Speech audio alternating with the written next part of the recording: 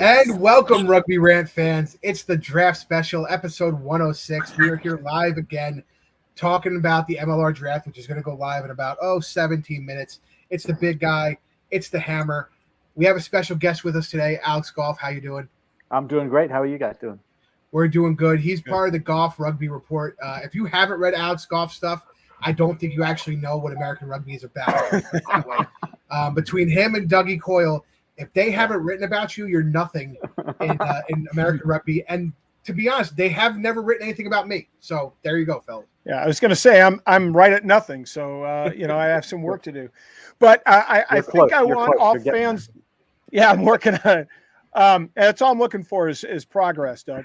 Alex. But one of the things I think people need to understand about the Goff Report and the work of Alex is how much work he's put into the draft special. If you haven't picked up or watched, it's even worth it to go back with hindsight and look at some of the players that he brought up at each position. And I spent the better part of the last week and a half, 2 weeks, just watching his stuff and writing names down. And I think there's some value to look back at your work, Alex, and kind of see how close were you after tonight's over. How close was the Goff Report? And I think what we're likely to find out is he was pretty damn close. I'm hoping that one or two people I brought up out of left field will get a look, right? So then I'll call that a win, because last 2 years I've been completely off, like the top 4 or 5 picks, not anywhere near. But yeah, I just want to sort of shine a light on some people may not be thinking about. Definitely, I hear that. Introduce the guy to Alex's left. Well, if you can't read, or if we do have fans that are impaired, we have Damian Stevens from NOLA Gold. Damian, how are you today, brother? No, I'm doing good. How are you guys doing? We're doing great, and Damian's coming live from the NOLA Draft Party. Every year we happen to have the NOLA Draft Party come on the show with us, and they're very nice into giving us some players to talk to a little bit and just give us the atmosphere of what's going on. And since it's a NOLA thing, I'll hand it back over to Rob. Well, thanks, Scott. Yeah, and I got to throw a huge shout out to Morgan.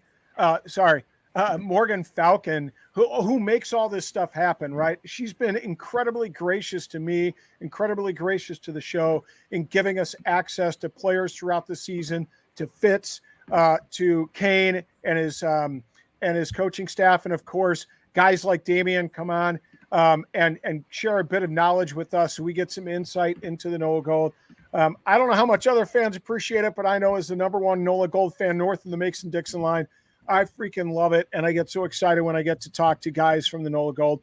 Damian, thank you so much for giving us some of your time today. I know your time is precious. I mean, you're a male supermodel that travels the world in the off season, and then you just happen to play rugby. No, thanks so much for having me, guys. It's a pleasure being here with you guys and speaking to you. So what's the vibe like there? We've heard there's some fans there, some players there. Give those of us who aren't in New Orleans at Port Orleans Brewing there, one of the big sponsors of NOLA Gold, give us some insight on what the vibe is like there, so fans have an understanding how you guys are celebrating the draft. Okay, nice. Yeah, we have some fans. As I'm looking out the window now, we have some fans walking in now, and we have about 8 players in town that's out here today. I think maybe a bit more. And we have we have fans. Obviously, we have a game that's going around, games that they're going to be playing out here, and we have a jersey presentation thing, social media thing that Morgan's doing. And as you mentioned, obviously Morgan's doing a lot for this draft party. So yeah, and then the winner of that social media game is winning one of my Mardi Gras playing jerseys. Ooh. So yeah, and then 100% we're at Port Orleans. So as you can see, we're enjoying our NOLA Gold beer out here. Yeah, absolutely. And I'm in tears just because I'm not available down there to actually have a chance to win that special prize. I would love to add that to my wall of fame. Maybe some other time I'll be able to get my personally signed NOLA Gold jersey by Damian Stevens. Yeah. So Damian, let's start off. I mean, as one of the leaders on the team, and one of those guys that obviously with your international pedigree and all that you've accomplished as a player thus far in your career, what are you going to be looking for one of these draftees to come and be able to do day one when the NOLA Gold assemble?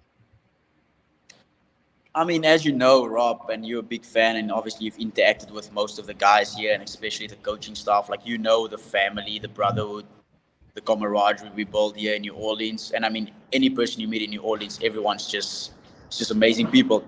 So speaking about that, like, draft is coming in. Like, obviously they'll have a great time. It's an amazing city, and for me, it's just coming in here, especially like with the draft is coming in, learning as much as possible. You know, takes hard work to be a professional athlete. Doesn't matter what sport it is, and just to continue working, man. And if you look across the league, it's not a lot of times when you see draftees playing every single game in their first year of being in the competition, and that is really something I would want any draftee getting chosen by a team this year to really strive for. You know, so you can kind of breach that gap and make it more exciting for any other college kids further along the road trying to come into the MLR. Absolutely. And real quick, you know, it's kind of interesting. The NOLA Gold have set a standard of sorts with rookies. Of course, 2 years ago, Andrew Guerra, Chicago product, baby, came into NOLA and, you know, had a great season. His rookie season was featured.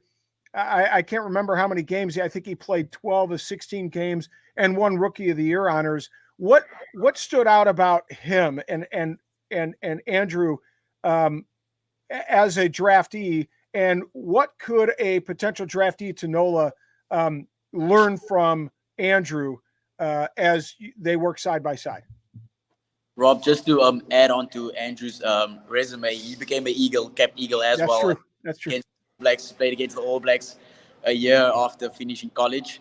So yeah, like looking back at Andrew, like when I came in, he was already in town. So saw this guy working hard in the gym, running the best times in our Bronco tests.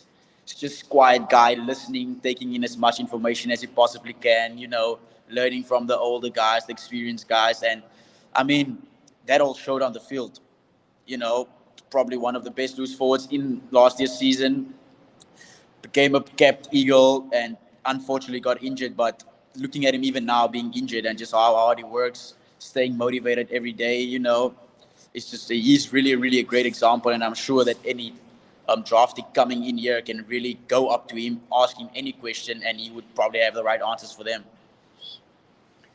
Yeah, and Andrew is a student of the game. It's funny, we were in contact, or I was in contact with Andrew through a friend of ours, friend of the show, David Fee, and just the fact that he was actually going back and watching past World Cup matches with the that featured the United States, analyzing them, breaking them down. I mean, it just gives an indication for draftees just how much of a student of the game you have to be in order to stay at that competitive level that folks like yourself are at. Kudos to him. Kudos to you for being that leader that helps grow players like Andrew when they come into camp. Alex, I'm going to open it up. Do you have any questions you'd like to throw at Damien? Well, yeah. I mean, Damien, the other side of the new guy coming in, and you're talking about the culture and the great culture at NOLA, is how do you bring that guy into the culture? Are there things you do, like maybe goofy little things you do to just say, hey, you're part of us now? I mean, we have our, like, most of these drafts will be coming in this year already, even before preseason starts. So they'll be interacting slowly with the guys. Yeah, just hold on. We got King Creel here as well. Could you guys ask about a vibe here, the draftee? There we go. There it is. What's up, King Creel? Awesome. That's a good welcome. Alex, just to get back to you, like they're gonna be coming in soon, and I think we have 3 games in September that we're gonna be playing. So they'll be playing with some of the guys already, you know, getting to know them better. And I mean, by the time the season starts, they'll be introduced to most of the players. They'll be introduced to look at King Creel.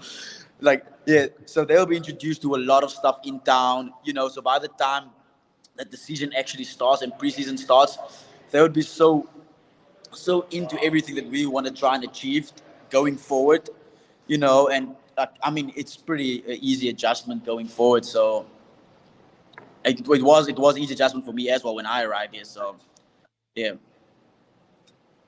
Well, I know it makes it a little bit easier with Benji leading the staff. I think I see a big front row boy waiting in the wings there.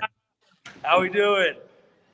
There's our guy. Now we're making Scott and Alex happy with front row being represented, the big heavies. Gotta love it. We have Damien here. This is the beauty of the operation, right? I mean, he's the one who makes it look good. Look how handsome he is. He's gorgeous. That's right. Well, somebody has to look good, and play good, and somebody has to, get their nose dirty and get ugly and spit and scream and yell in the front row. Oh, Damien's quite loud when it comes to scrum time. He's definitely one of the boys that get his G'd up when it comes down for a little scrum, huh? Yeah, a little bit of nickel in there, don't you, Damien? Well, it's funny. One last question. I know you guys are busy and want to get to enjoy the fans because that's part of building support in the local community. But I got to ask Dino there and Damien for that matter. You guys have a pretty tremendous track record, especially in developing packies. Obviously guys like Matt Harmon. You have Andrew Guerra. You have Devin Shorts. He came from San Diego, but at 24, he's a developing player. You got Moni Tungawea, who switches from center to Lucy. Those guys have been cap players like Dino for the United States. And then of course you got Brian Nolt coming through the ranks. And what is it about the vibe in NOLA that allows for player development, all across the pitch? You want to go? Yeah, you can go. Well, it's definitely something that we've embodied. Like, it's in part of what we've going forward. And I think we talked about this last time we spoke, Rob. We really pride ourselves on the American rugby player. And, right, we want to be able to have that to where, we're not, we want to build this game that's in this state, that's growing in this country, and it's growing fast. And, you have a couple seasoned guys like Cam Dolan out there, right, who can help with the back row guys, and then you got myself in the front row. You got guys like Eric Howie, who's a cap player, right, and he's done loads of work with some of our hookers. And, it's just being able to have some of those guys, those senior player guys, I think allows for us to use us and allow to develop these young playing guys. Like you said, Brian Nault is a prime example. He played college rugby. He's got the size. He's got the frame for it, the athleticism. And, I think just really we embody that identity of, we're going to train. We're going to build these players, right? We're going to make them from the ground up. And that's kind of like our identity. I feel like, I know when you first got here, you might have been taken back by the few accents we had, but, it's definitely something that I've definitely grown to be embodied that culture as well. It's huge because it's for a whole team, right? It takes a village to make it happen. And so when you're developing these young guys that are coming in, you just see the potential, the ceiling so high. It's just, you're getting quality coaching from guys like Kane Thompson, right? I mean, you look at his track record and where he's played, and it's tremendous. And then, like I said, you got Dolan out there, and then, myself and Pat O'Toole's another good guy, a real good ball player. I just think it's a huge thing to have in your corner, because you can't rely on sometimes all these seasoned players. You need to develop these guys because realistically, it does come down to the bench a lot of the times in rugby. It's a long season, injuries happen, and you need to have cover. And, it's tough to find guys out there that are just sitting around hanging out. So you bring these young guys in, and you have the depth. Training becomes better because these guys are growing, and you're just continuously growing and growing the game. And I think that's really the big part of 100%, New Orleans. 100%. And I think one thing that's worth mentioning as well, it's Ryan Fitzgerald, our GM. The amount of work he puts in to get American players playing for NOLA Gold. If you have to look at our team every weekend compared to the other teams in the league, we probably have about 4 foreigners in our team, and the rest just USA players. So I think you have to take we as players and American players in general need to take the head off to our GM as well. Yeah. Plays a very, very big role in that. Absolutely. I was going to say that's the beauty of a college player who gets selected by NOLA. They know that they're going to get some opportunities, and they know that there's plenty of guidance from many American players and international players like Damian, so that they're going to have a good role model to follow. Gents, we're about, it looks like about 2 or 3 minutes from the start of the draft. We know you guys have work to do there, and pressing palms and giving out jerseys and having a lot of fun. So first of all, again, thank you to Morgan for making this happen. And thank you to Damian. Thank you to Dino to come on. You guys have an open invitation to join in the Rugby Rant anytime. And of course, Damian, when you're up in Chicago, hit me up, brother. I'll come find you and we'll have a beer. Because damn it. He'll take you clothes shopping as well. Make sure you're looking. I can't afford his clothes. I don't know. Beer might not be his thing. I mean, he might be sipping on one, but I think clothes is more his forte. What do you say? Yeah. and you can cut your hair at the same time. That's a one-stop shop. Clothes and get your hair cut right there. We'll roll on Michigan Avenue and we'll be all good. So. Perfect. All right, guys. Thanks so much. Go Gold. Awesome. Thanks, guys. So that was great having the New Orleans guys on, but I think we have a treat here. Our boy Phil Harris. Huzzah, baby. Woo! Huzzah! How y'all doing? Pretty good, man. Pretty good.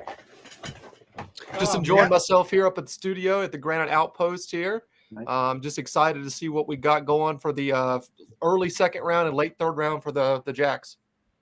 Awesome. Yeah, we're going to bring Phil on after New England does their picks, just to give us a little analysis, a little thing. Maybe we'll have him on for some of those New York picks too. Want to hear what he has to say. But what do you think? What do you think going into this? Is there a specific need you think the Free Jacks need to fill in the draft, or do you think it's just one of those things where like they know a guy and he might be maybe a third stringer or start the academy side? What do you think? I mean, ultimately, we look at the Free Jacks and we see that they need depth.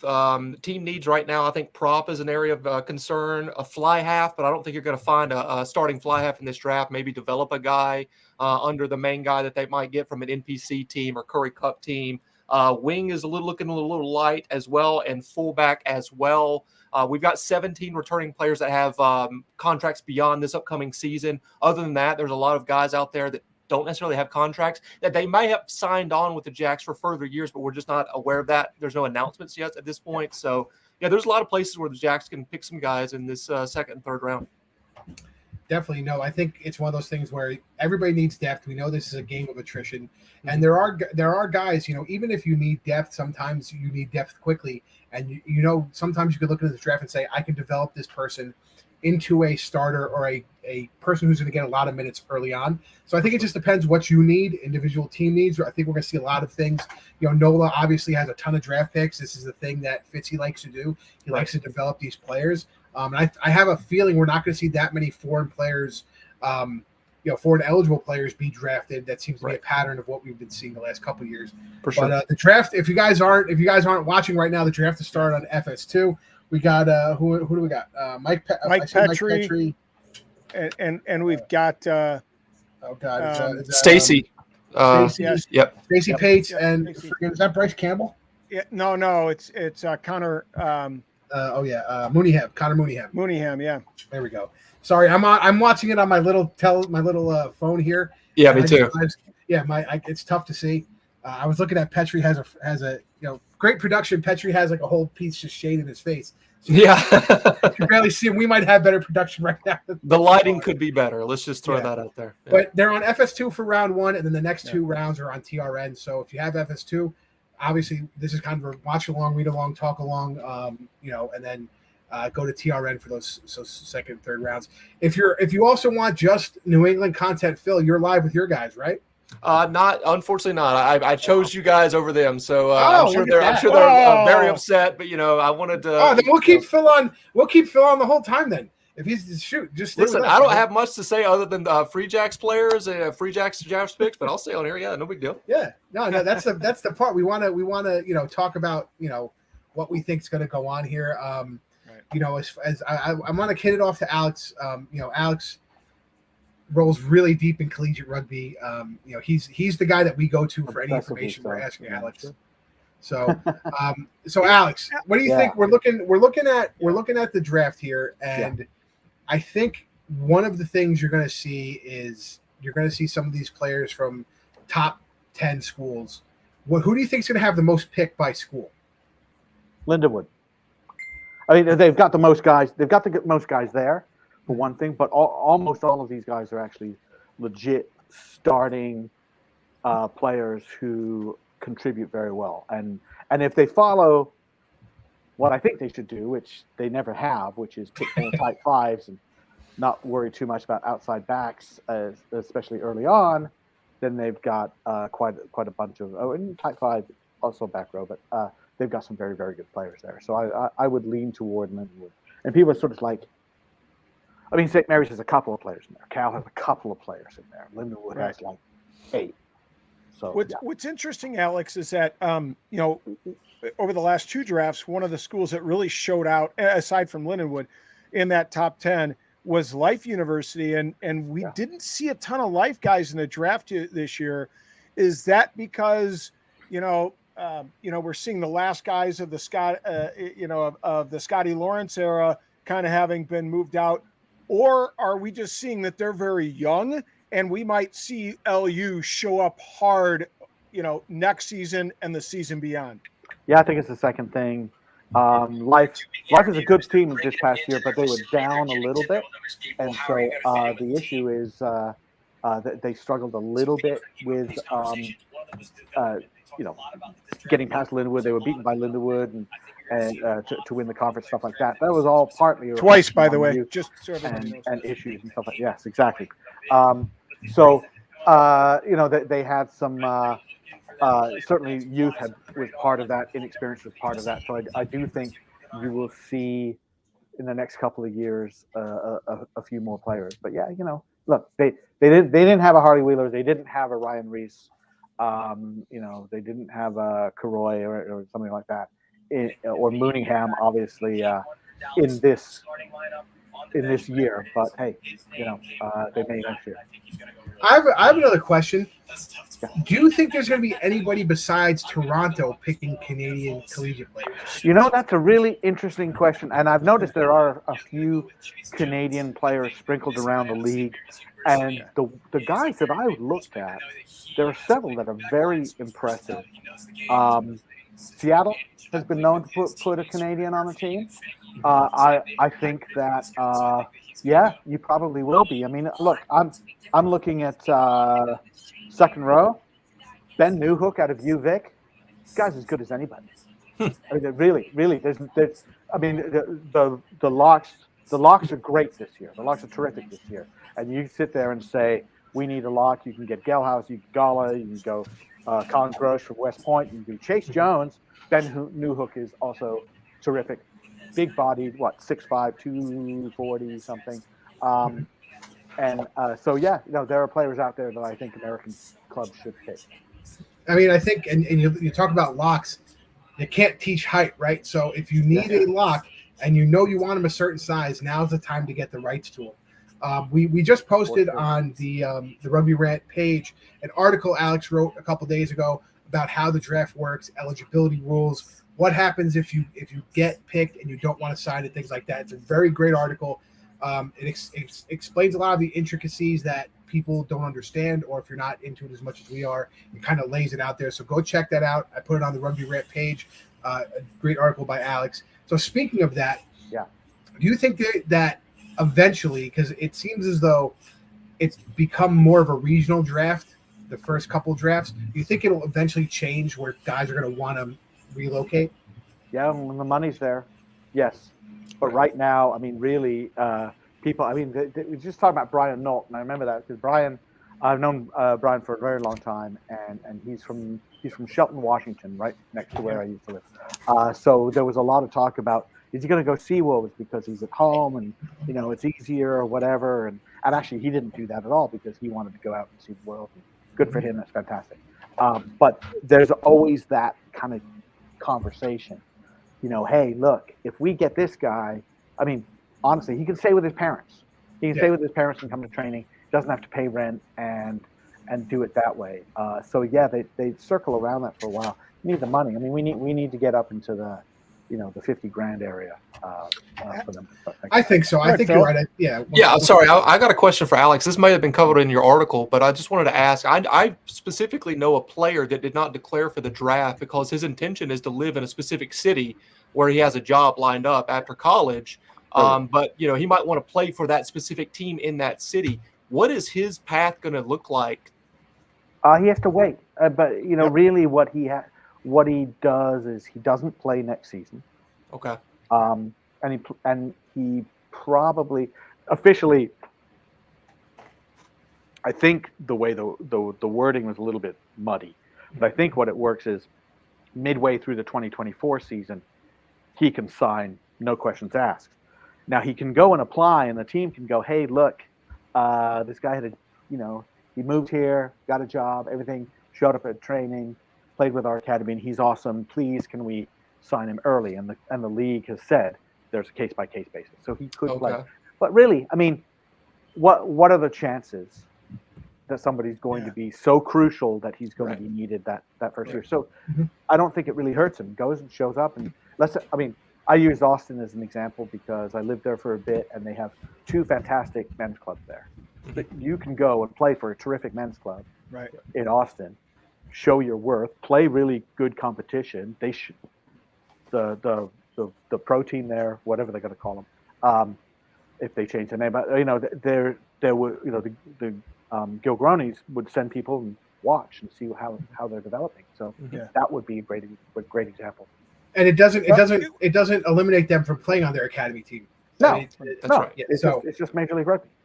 And what's interesting is we kind of almost see a dichotomy here in the last 2 drafts, where in one draft we had one of the top picks, Patrick Madden, who, San Diego drafted specifically because he was a local guy who was going to stay at home, right? So that's why they have the homegrown player exemption now.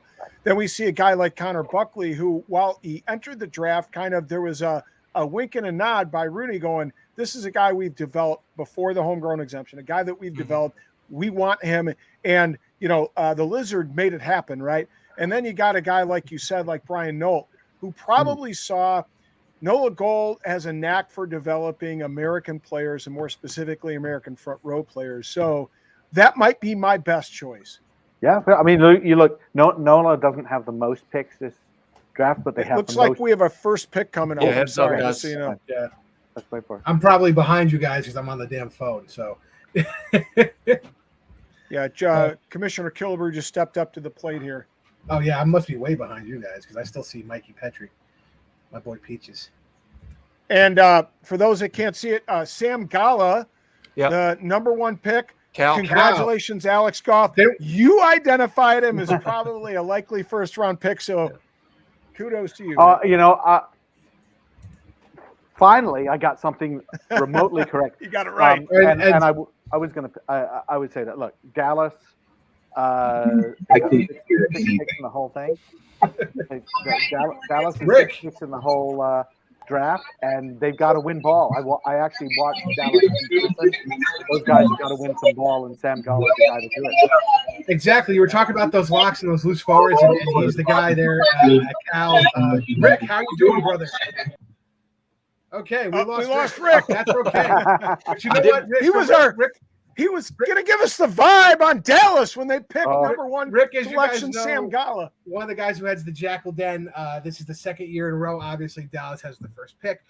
So we want his insight. But, as Alex mentioned before, we were talking about locks and loose forwards, and you were talking about locks in particular. Now, I think Gala, a little bit short for a lock, I think, when you're looking for, right, 6'4". Yes, that's a minimum. Yeah, so in my opinion, this might be the guy you want to bring up when Cam Dolan steps away from Nola. You have him for a year or 2 sitting behind Cam as a loose forward, and then eventually bring him along to. I'm sorry, they would have to trade him to Nola in order. I'm friggin'. I don't know why I'm thinking Nola because Rob has the hat on, and I'm like, I meant for Dallas. He could probably get a shot right away. I don't know why the frick I'm thinking Nola. Put him in a 6 jersey. Put him in a number 6 jersey and let him. I do have some interesting trivia to bring to the table. Cal has never had a player drafted in the actual draft. This is the first one ever, which is crazy considering their historical relevance in American collegiate rugby. Well, and part of it too, we can't forget is they were kind of, and Alex can attest to this. They were kind of out of, some serious and stiff competition over the last 2 years. Obviously, COVID being problematic, but then last year they were really limited as well because they didn't travel across the country and play, some of those top 10 teams. They stayed a little bit more local. There were a couple of players out of Cal who were coveted heavily by MLR teams, but then they said, hey, look, I'm working for a finance firm in San Francisco. I'm fine. Thank you very much. I'm not going to move. If you put a team in San Francisco, they may play. And so that did happen. Sam is, he ticks a lot of boxes because he's a good leader. He's a tough guy. He works hard. It's a day one starter as well, right? Yeah, I think so. And look, for Dallas, like I said, Dallas needs to win quick ball, right? And they need to keep ball. Yes. So, their turnover. It was tough to see them with all the turnovers they had, whether the ball was on the ground and they had possession and lost it, or ball in hand. But and maybe you do put in Sam Gala as a lock, depending on who you're going to get. It's still up in the air sometimes with some of these rosters. Maybe you do have to push him inside, but I think he's ready to start inside, even though he doesn't have the exact height you need. Yeah, they did that with Bronson Tellis, and it was kind of one of those things, I think, with Bronson, where they said, look, we want to see this guy develop. He has the skills and tools that can develop. Is he necessarily our number one, blindside flanker? No, we have a foreign player that can fill that void, but we've got to get him experience, and there's no substitute for actually playing games when you talk about gaining experience. And so they put him at second row, knowing that their ultimate goal is more of a long-term goal of development of players rather than the short-term goal, which is win immediately. It's funny. He's being interviewed right now by the team at the MLR, and he was saying that he hadn't fallen in love with the sport and had quit all the other sports in high school. And then when he saw rugby, he decided, I think this is going to be my thing. So I find that interesting that he was ready to punt on just athletics in general. And then now, look, he's drafted to the Dallas Jackals, number one pick in the 22 draft. Awesome. Denver East High School, Denver. So, Denver, we know, produces a lot of good rugby. I want to throw this out, and Phill, chime in. Alex, obviously, chime in. I guess I'm chopped liver, apparently. Yeah. It's about time you figured out your play. Listen, this is going to be like a 3-hour show. Me and Rob only play well together the first 15 minutes. Yeah, that's right. Then all bets are off.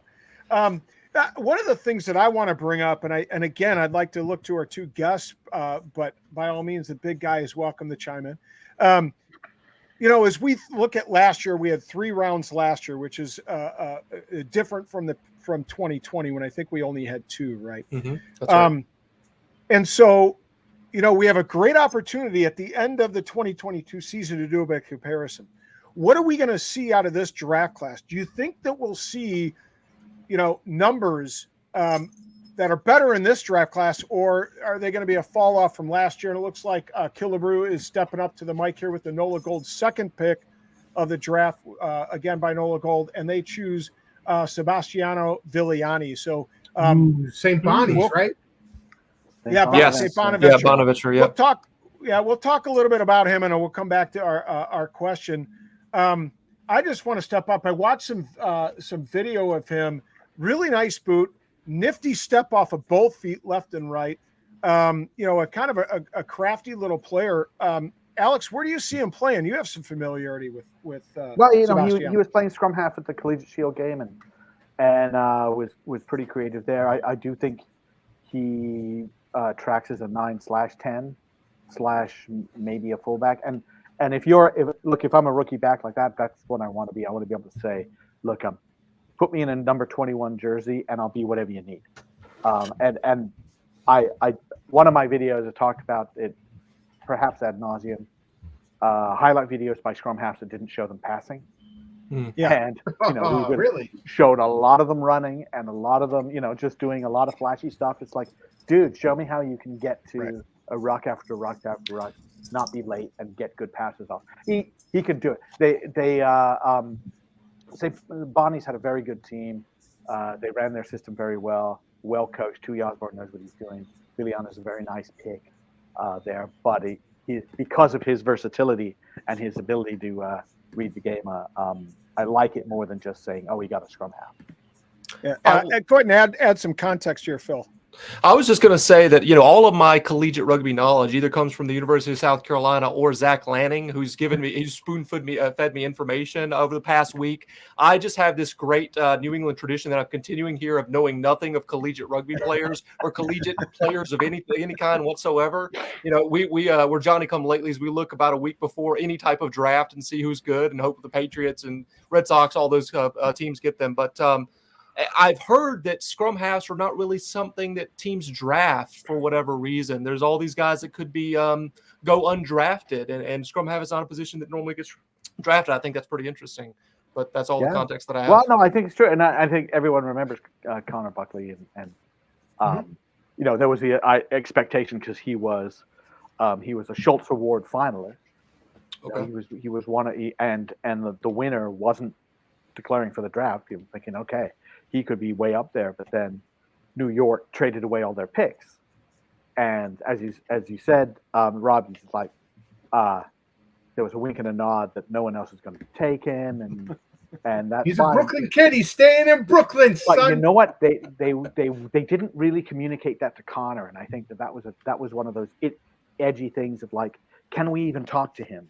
Because they didn't want to. Yeah, they didn't want to. And so there was actually for about a day and a half, it was like, what the hell is going on? And then finally, they signed him, and everybody was happy. Well, I think that's part and parcel to what you were talking about when you were explaining the rules, and you said that even the language, even now, they still really haven't clarified some of the language, and there's some nuance in that language. And I think the teams are still a little hesitant, and the players should definitely be hesitant because you don't want to lose the eligibility.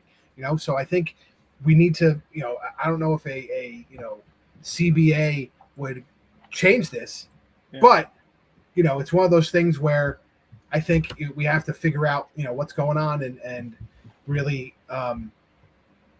clarify some of this language as I'm having technical issues here. Yeah, Scott, you turned into 2001: A Space Odyssey there for a second. Hi, Hal. We were in that situation. I think it was 2018, interviewing a couple of players. And they said, well, we've signed with the team, and I won't mention the team or the player just to don't embarrass them, but I've signed with this team. And I walked away and I went over to Kevin Battle with D1A, and I said, these guys are saying they're signed with professional teams and there's still a season to go. And they're like, yeah. And that was a massive problem. And what they did, everybody got together, and Commissioner Killebrew, to his credit, just voided the contract, which was fine. Just said, look, it's done. Let's start over, because they didn't know, right? Because they weren't. But you do have to be super clear about that. I think you can talk to a team and say, yes, I have no interest in living in the DC area or whatever, and they're like, oh, okay, good to know. But and I think DC's got the third pick. Sorry, Scott. DC's got the third pick. Commissioner Killebrew stepped up to the mic and has announced that Calixto Martinez. Here we our first Canadian. Wow. Look at that, coming in early to DC, no less. Yeah. The color scheme thieves, as we like to call them around here. Red, white, and blue. Yeah, interesting. The Free Jacks come out with their colors, then 2 months later, DC comes out with theirs. Very interesting. How about that? Very interesting. Very interesting. But he's an undersized prop in my opinion, Alex. 230, 5'10", 5'9". I have to like the height's the height, but I don't know that much about him. To be honest, I'll couldn't get as much about him as I wanted to get out of stuff. UBC is a terrific program, and that's great. It's interesting they get this guy. I'm not sure about his background, so I know he plays prop. I know coming out of UBC, it's a great program. Yep. Interesting. He's going western coast of Canada, the eastern coast of the United States, and you had been talking, you had put in a theory there that most of those Western Canadian guys are going to be closer to on the west coast of the U.S., specifically, Seattle. We've seen them pick those guys. Sure. So it's interesting, the cross-country pick. So we were talking about communication. I wonder if he said, listen, I'm ready, willing, and able to move across, if he's going to come down to the United States, go where you go. But again, I still think 230, 5'9". You got to get some 5'9". 5'9". Well, 5'9", 5'10". Listen, that's how big Nick Mayhew is. dude played in the Premiership and stuff. So I think the height isn't the problem. I just think 230 is just a little undersized for a prop, especially for a pack in DC that really got smacked in the mouth this past season. Question is, do you envision, and this is either Phill or Alex, do you envision them actually transitioning him to hooker and maybe working on his throwing skills over the next season and developing that component? Because, it really seems like with his big barrel chest, I'm looking at it on TV, that, he might make himself a good hooker if he can get that throwing skill down. I'll let Alex answer that because I have no idea. I think that's a very good observation, and I would definitely say that. I mean, the game's not the same where you'd look at the front row guys and say put the short one in the middle, but we still kind of do that. And I would say, the little I saw of him, he was a mobile guy, gets around. So you've got the hooker being the fourth back row guy. He looked, not to sound too fanboy, but he looks pretty jacked. So yeah, no, he does. He has the musculature for it, but I think he still needs like another 15 to 20 pounds to really be that proper prop size in this league. But being athletic, I think everything for DC is up for grabs right now. And I mean, I could see him maybe moving back and wearing a 6 or a 7, to be quite honest, if they need him to. I mean, that's a team in DC that is, since they come into the league, are completely irrelevant in terms of playoff picture and everything else. So they really got to get some stuff going there. I don't know if Nate Osborne has been named the official coach going forward or not, if he's still got that interim tag or whatever, but they need help there in DC for sure. Well, and it starts up front. Unfortunately, I don't think they didn't have true prop size guys, in the draft. We had Sam Klimkowski, last year, who LA was really high on, and that one of the guys who didn't move over. I forgot who he signed with. He signed with somebody else this year. Was it DC? I thought it was NOLA that he was with. Oh, maybe it was NOLA, or he got traded. He either got traded or he got signed. And I know it was an Eastern Conference team. I couldn't remember. It might be NOLA.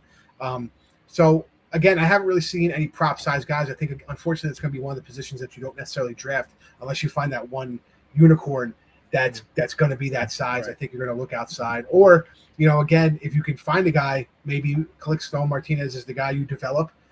He can play 7 or 6, but you really develop and work with him on the prop size just to get him up to bulk. I would say DC, if they drafted him this early, have a very, very good reason. Mm-hmm. Yeah, right. They got an idea in mind what they want to do with him. I want to get back to my question because I thought it interesting. Again, we're talking about comparing now that we're going to have 2 successive drafts with 3 rounds, and therefore you can kind of compare apples to apples. What are expectations? I mean, let me just throw some numbers at you guys that did a little bit of research here, and my numbers are a little off. It's because the MLR app is not always known for accuracy, but we love the effort, and it's necessary and needed. Just hope they improve the accuracy over time. 98 total appearances from the draft class of 2021, roughly 5,035 minutes, give or take, and 13 total tries. I was actually surprised by the number of appearances, the number of guys that actually showed out on MLR rosters in the 23. I thought it would have been less than that. But what do we expect to happen with this year's draft class? Or we'll play a little bit of a game here and go higher or lower, right? I'm going to say higher just because the trajectory of all of this stuff, right? Because MLR exists. There's programs that are getting better each and every year, more competitive. We're going to have these kids coming in, being a little bit more polished than the year previously. And maybe they're going to teams, especially higher up in the draft, that need those team needs to fit them in immediately, like Dallas, right?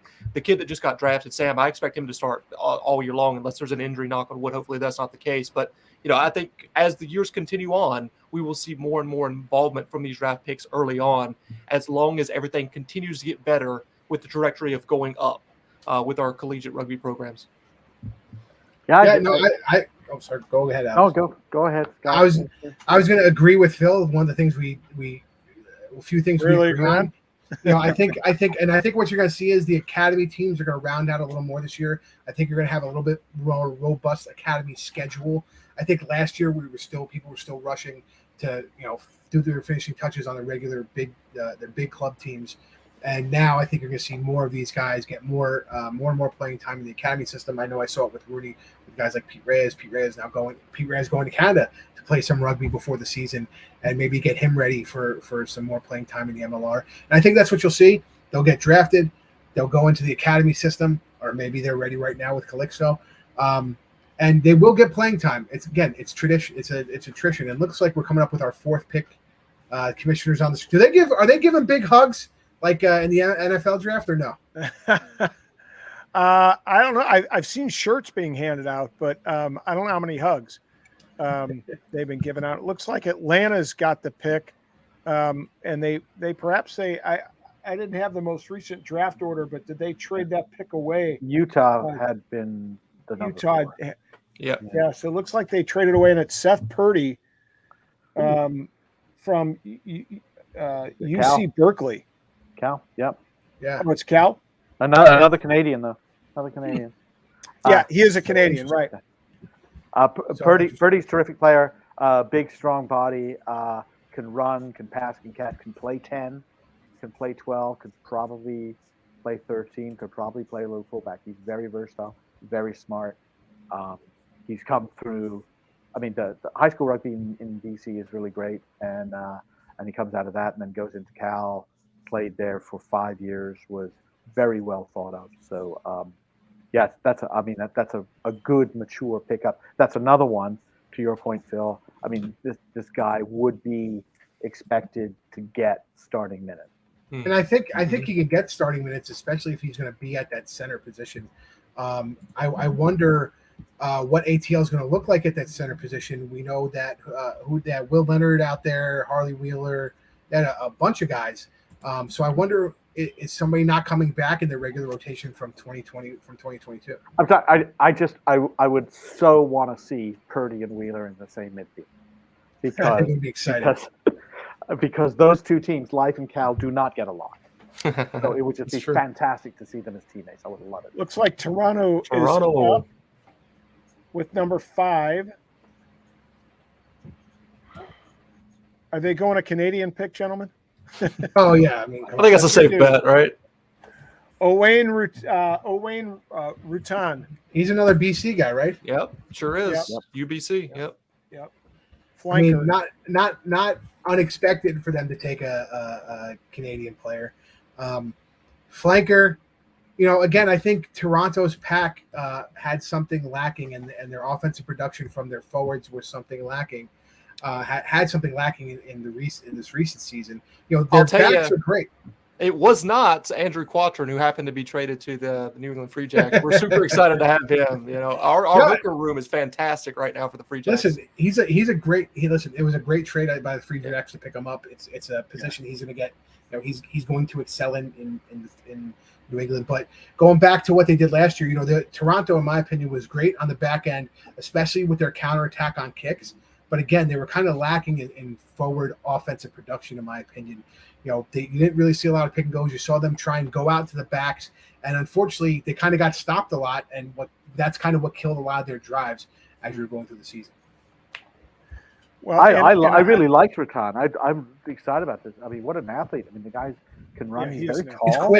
He's quick. Quick, elusive. He can get up in the air. So, just to your point about the kicking game, even there's an awful lot of things that he can do to get them to win lineouts, retain ball on kicks, get back and come back up on counterattack and make tackles. I mean, I really liked him. Rob's Nola Gold. Picks 6 and 7 are coming up, both with the Nola Gold. We have Chase Jones from St. Mary's. Again, one of those top 10 teams that Alex has talked a lot about. Can you tell us anything? He's a lock. Can you tell us anything about Chase Jones? Very smart player. He's been great since high school. He was in the Eagle Impact Rugby Academy program. He was in USA age grade. I mean, this is the thing where sometimes the pathway works, right? So he goes with that, and then he goes into a high-level collegiate program. He is, Tim O'Brien, the coach at St. Mary's, told me last year that Tavita Lepetti was the most professional-ready player out of college, and he was correct. And it showed. and he says the same thing about Chase Jones. He says he's professional ready. He can be a 6. I mean, he can play anywhere 4 to 8. Really, I wouldn't really want him at 8, but he can play 6, no problem. But he's a baller. Anybody who plays in that position at St. Mary's has to be a baller. If they're not, they don't. Can you and Alex, Scott hit upon this a little bit earlier. Can you envision them, bringing him in almost right away into the second row, and then maybe having him work with Cam Dolan and developing his skills at number 8? Absolutely. I think that would be. It would be a great thing to do that. At the same time, look, in the game, don't worry about it. Just hit rucks and make tackles. Right. But on the sideline, let's talk about some of the finer points, some of the special things that Cam can do. Yeah, well, the key is lineouts, right? He's a lineout winner, and that's something you can work on with Chase Jones almost right away. Absolutely, and he's St. Mary's plays this bonkers form of rugby so that everybody has got to be ready for anything. So you'll see a lock kind of out on the wing, and they kick through, and he chases it down and scores because he's looking and reading the game constantly. Because it's funny you say that. I think if you took a new fan to watch rugby, St. Mary's is not a team you want to watch to watch there. So Trent Rogers from Kutztown University going to NOLA. He was on my board, boys. He was one of the guys that I wanted in the second round for the Free Jacks. So I'm gonna have to mark him off. That's a real shame, but a great pickup for NOLA. Definitely. What do you like about him, Phil? Listen, this guy plays 7s as a prop. Like he can juke, and he's got a little bit of speed on him too. He just knocks guys over.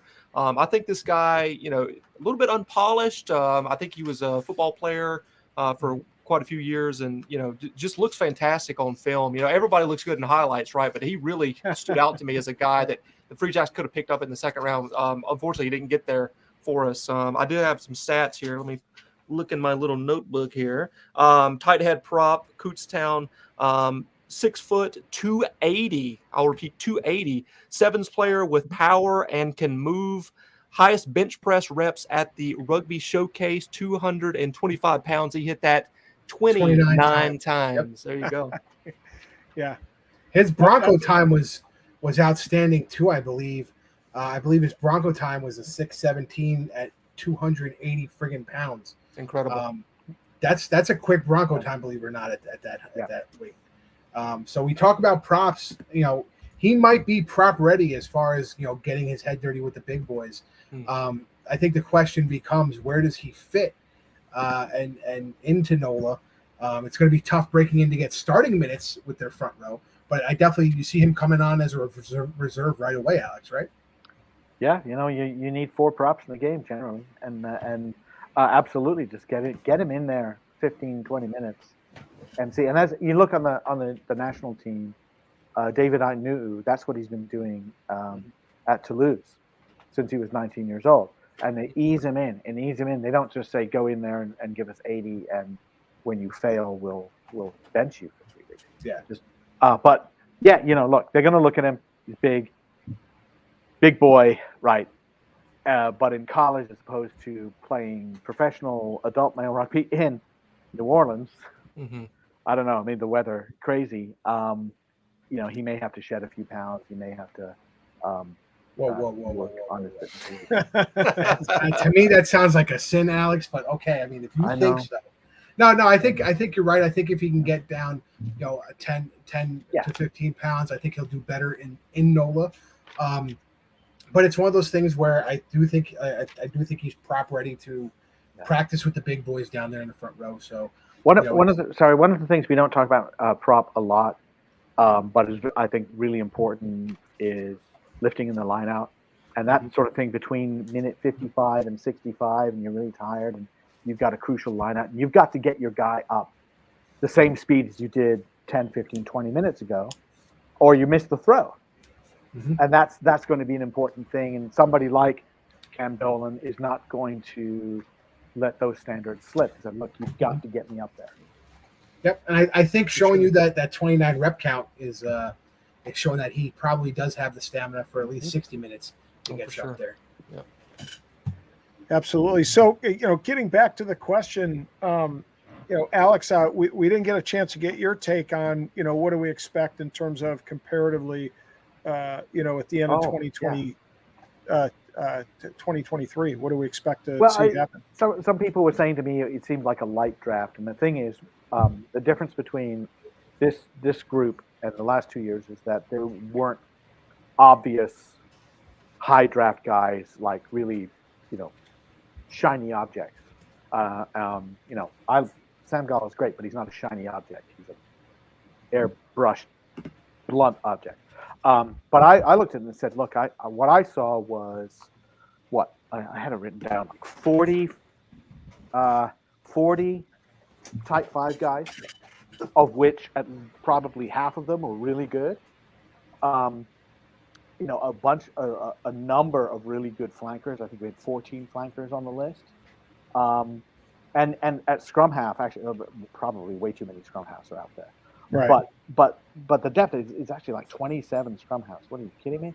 But some of them, they all can play. Some of them are terrific. I mean, really terrific. So I think the depth you could have.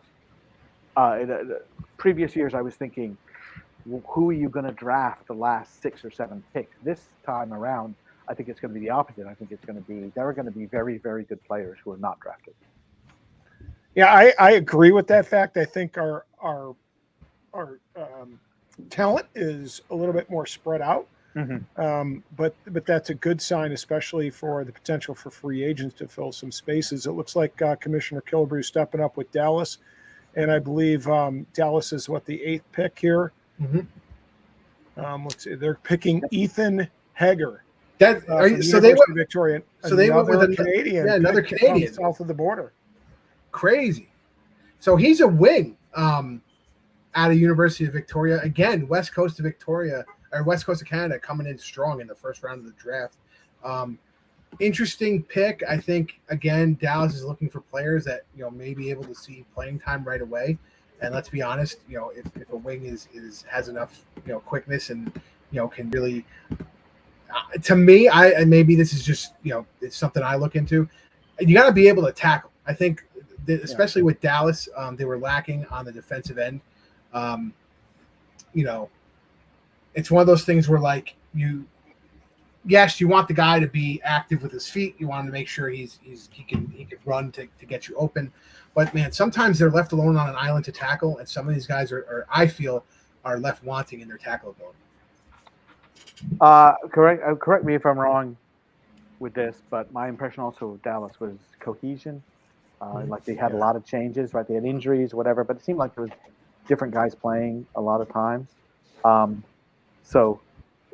What Hager brings to it, UVic's a great program. He's 6'2". He can run. He's elusive. He can get up in the air. He's also a 5th year. I mean, he's been there 5 years. He's a grown-up. I think that matters, right? He's 23, I think. That's a lot. You're coming in and saying, okay, this is a guy who should be able to get up under the high ball, should be able to negotiate traffic. By the way, for those who are not familiar with Canadian rugby, University of Victoria and UBC play in the men's Premier League. Mm-hmm. They don't play an exclusively collegiate schedule. UBC plays Cal, but a lot of the games they play are against adult teams, and these are the best amateur teams in Canada. Right. So Utah just made their selection at number 9. We got I'm not sure about the pronunciation of the first name, Kawi Keikoa from Kutztown. We know that Kutztown is their second member of this draft, coming out here. And boy, I got to say, I was doing some of my draft work, and I got his draft video. This kid, if there was a kid that I watched the draft video and said this kid could be MLR, could show up in an MLR team consistently, this was him. Some of the pre-draft selections of some other podcasts didn't have him in there, and I was shocked because when I watched the video of him, he really looked MLR ready. I spoke actually with the experts head coach, and over while we were Facebook texting back and forth, and and I'm sorry, I'm got too many names in my head here. Emil Walton, and he said this kid could play. He's really something special. He's got a great pass left and right. Here's what impressed me, and I'll let some other guys talk about him. It is video. I don't know if Alex knows this because you probably watched the video. His first 10 plays were tackle plays. That's right? what He tackled guys for a loss behind the gain line. Love it. Right. And that shows he values it, right? Shows he values it. Yeah, right. And it also shows you the physicality that, he can step into the big leagues with his physicality.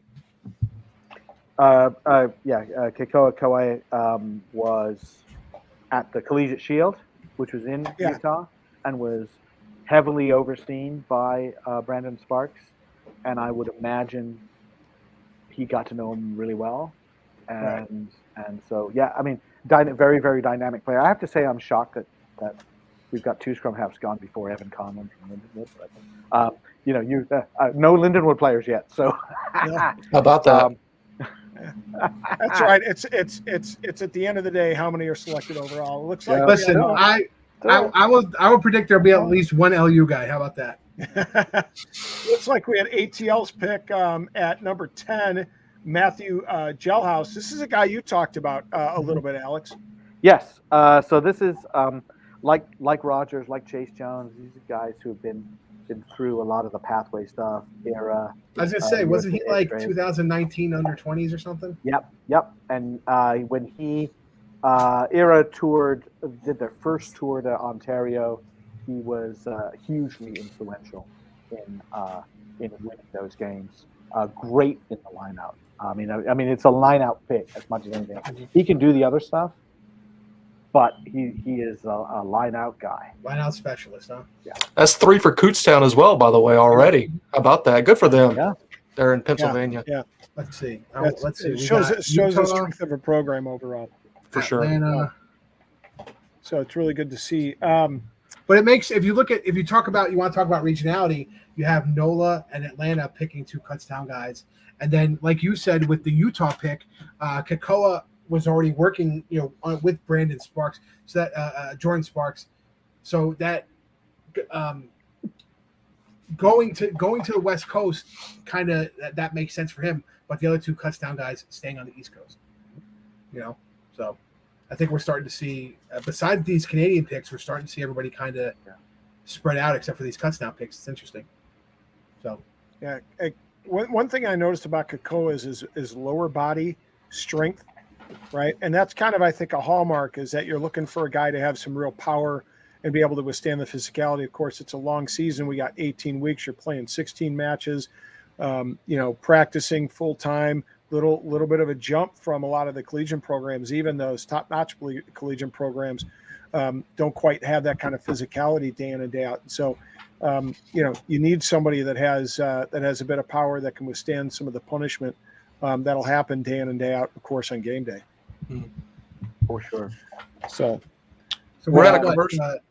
We got 3 more picks left in the first round, and the broadcast is going to move over to TRN. I just want to let viewers know that. Very good. And real quick, while we have just a brief break, I'd like to acknowledge 2 sponsors of the Rugby Rant podcast show.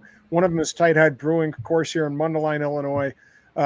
Bruce Durder does a tremendous job with this product, a whole line of excellent beers from darks to IPAs to Pilsners. He does the whole thing real well, and he does some nice seasonal stuff. So, if you're in Chicago, of course, we know Damian Stevens coming to town. I don't know if I can get him to truck up to Mundelein, but, we'll see.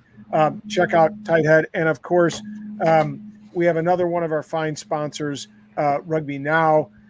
They are running shopmlr.com. And of course, if you guys haven't checked it out, there are some specials coming up in honor of the draft. I think they're doing 20% off of gear. I know Phil's probably looking for some more gear, whether he gets it always from New England itself, or whether he goes to Rugby Now. You can, of course, pick up your fan gear, 20% off right now during the draft. Take advantage of it. They're a great sponsor, and we appreciate all that they do for the MLR, of course. And, Alex, there are a couple of I want to, acknowledge for you some of the people that support your podcast. and the Goff Report. I know you do some work with a couple different organizations, and of course do some Patreon too. Oh, excellent! I appreciate it. Yes, I do. I do beg for money. I do just beg. Well, speaking of begging for money, I should have put this banner up 40 minutes. There you go. Irish Rugby Tours, which will take any team of any level to tour, not just Ireland, but Spain, Portugal, New Zealand, South Africa, France do a terrific job. And also, they sent me on a trip to Ireland with my son this past March, which was terrific, and I got to see firsthand what other teams, how they experienced what they experienced. Yeah. And it was great. And they set you up with teams with games, so you get competitive games. And I was there with St. Thomas Aquinas High School, and they played 3 games, and they won 1 by 3 points. They tied a game, and they lost by 7. It's perfect, right? And Next Phase Rugby, which is I'm a partner with them, and Next Phase Rugby is an app that helps high school players connect with college teams safely and in a proper, safe environment. So you can list your academic and your rugby CV there and try and find a college that's right for you. So that's it's just nextphaserugby.com. They're a great supporter there. And then I guess the other one would be the US Rugby Foundation, which helps grassroots rugby, and they put money into grassroots rugby, and they give money to teams and scholarships to players, either just to go to college or to go to like the International Rugby Academy in New Zealand to become, and players like I know Kevin Swearin, who captained the USA Sevens. Yep. Scott Lavala, who's from my former hometown, who captained the USA 15s team. Right. They sent them there. They help get those guys up to the high level, and they support me so I can get more people to support them. Phill, sorry, thank you, Alex. We appreciate it. Phill, do you want to throw a shout out at this juncture to any groups? I know you just started your podcast. What, this is the first season, if I'm not mistaken? And we're 2 seasons into this point, 51 episodes at this point. It started in April of last year. It's the Jax Ranger show on all of the major podcast platforms, and even some crap ones as well. We are sponsored by Stormalong American Hard Cider. They do fantastic work with us. It's a delicious American hard cider, fresh pressed, locally sourced orchards from New England. They're fantastic. And I think we got another pick coming in. That's all I got for you boys. Thank you. Real quick before the pick comes in, my boy Cormac McCormick down in Pig and Whistle, I just put it in the comments section. He does a support Play Rugby USA fundraiser every year. And I think we have our first Lindenwood off the board. Hey! Finally. Yeah. So can I just do this, please? Because Gabe Kettering, congratulations to him. He is the 11th pick in the draft for Utah. We know that they like to develop big boys in Utah. Last year, Joey Buckley. And I love, these 2 successive years with these picks, because Buckley's a kid I coached when he was a young guy playing with my son. And, of course, now, Gabe Kettering, my son has played with him a number of years, and I'm friends with Diane and Gabe's dad. His mother's Diane and his dad. But I'm friends with them. Have met them. Tremendous people. They've raised a great young man. Smart, off the pitch. Smart on the pitch. This kid is an animal in the weight room. Like in the off season, he does powerlifting. Right. And he's just an animal in the weight room. And he's one of those kids that Sparksy likes to pick guys that work their tails off, right, and put in the work. And last year it showed with, of course, Joey Buckley, who's another one of those kids, and this year with Gabe Kettering. Rob, he's a tall prop, right? Am I crazy? Is he like 6'5", 6'6"? No, he's probably about 6'3", 6'4", in reality. But he's still a good size kid, but he's got one hell of a physique on him. He's put together. This is a great pick. I love this pick. I mean, I was hoping he was going to go first round. I think he's a terrific guy to anchor that scrum and to make hard yards and to hurt people. The story is that he showed up on Lindenwood campus to sort of look around and said he was a number 8. And then he was introduced to Chance Wengluski, who looked at him and said, "So what position do you play?" He goes, "number 8." He goes, "Dude, not anymore." That sounds about right. Yeah. Sorry to jump in there, boys, but Yeah. this is Shane Barry that just got taken by Seattle. Another guy on my board. I think it would have made a lot of sense for him to be a free jack, maybe in the second or third round. Obviously, he wasn't going to fall that far. This is a kid that was a 4-year starter at UCLA. I believe his dad is Dave Barry, who's a part owner of the Free Jacks, owns the Rambling Jesters, has played for them as well at the sevens level. And if you're playing for the Rambling Jesters, you're pretty damn good at sevens. Coached by Harry Bennett, of course. Scott, the big guy Ferrara, knows who he is. Great fly half in the league. So, yeah, a little bit undersized, I think. I think he's 5'11", 175, just slightly undersized. But, I mean, the kid can do it all. Great highlight reel as well. Just a shame he's not going to be a free jack. Great vision. I'd like to step in here real quick. It's an interesting story.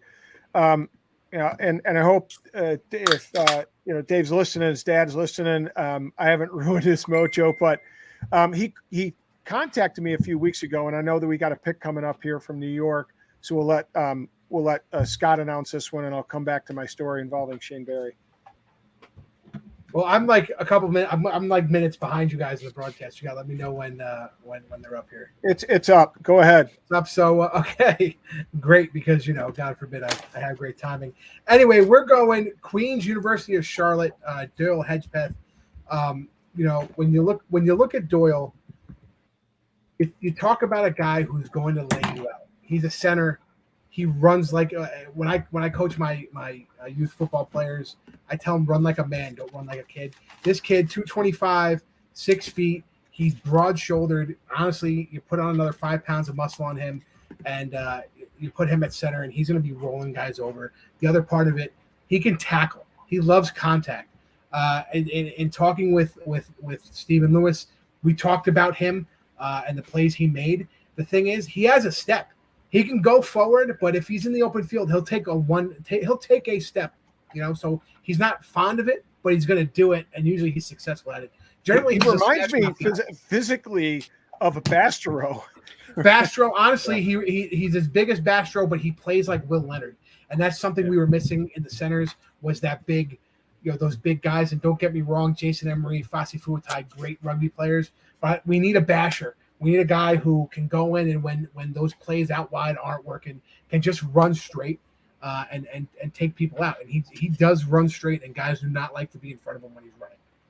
Boy, I hate to see him off the board. I hate to jump in there, but he's on my board as well. This is a guy that actually Zach Lanning did not put me onto, but Rugby Morning, John Fitzpatrick did. And this is a kid that I absolutely wanted for the Free Jacks. It's a real shame that he's going to New York.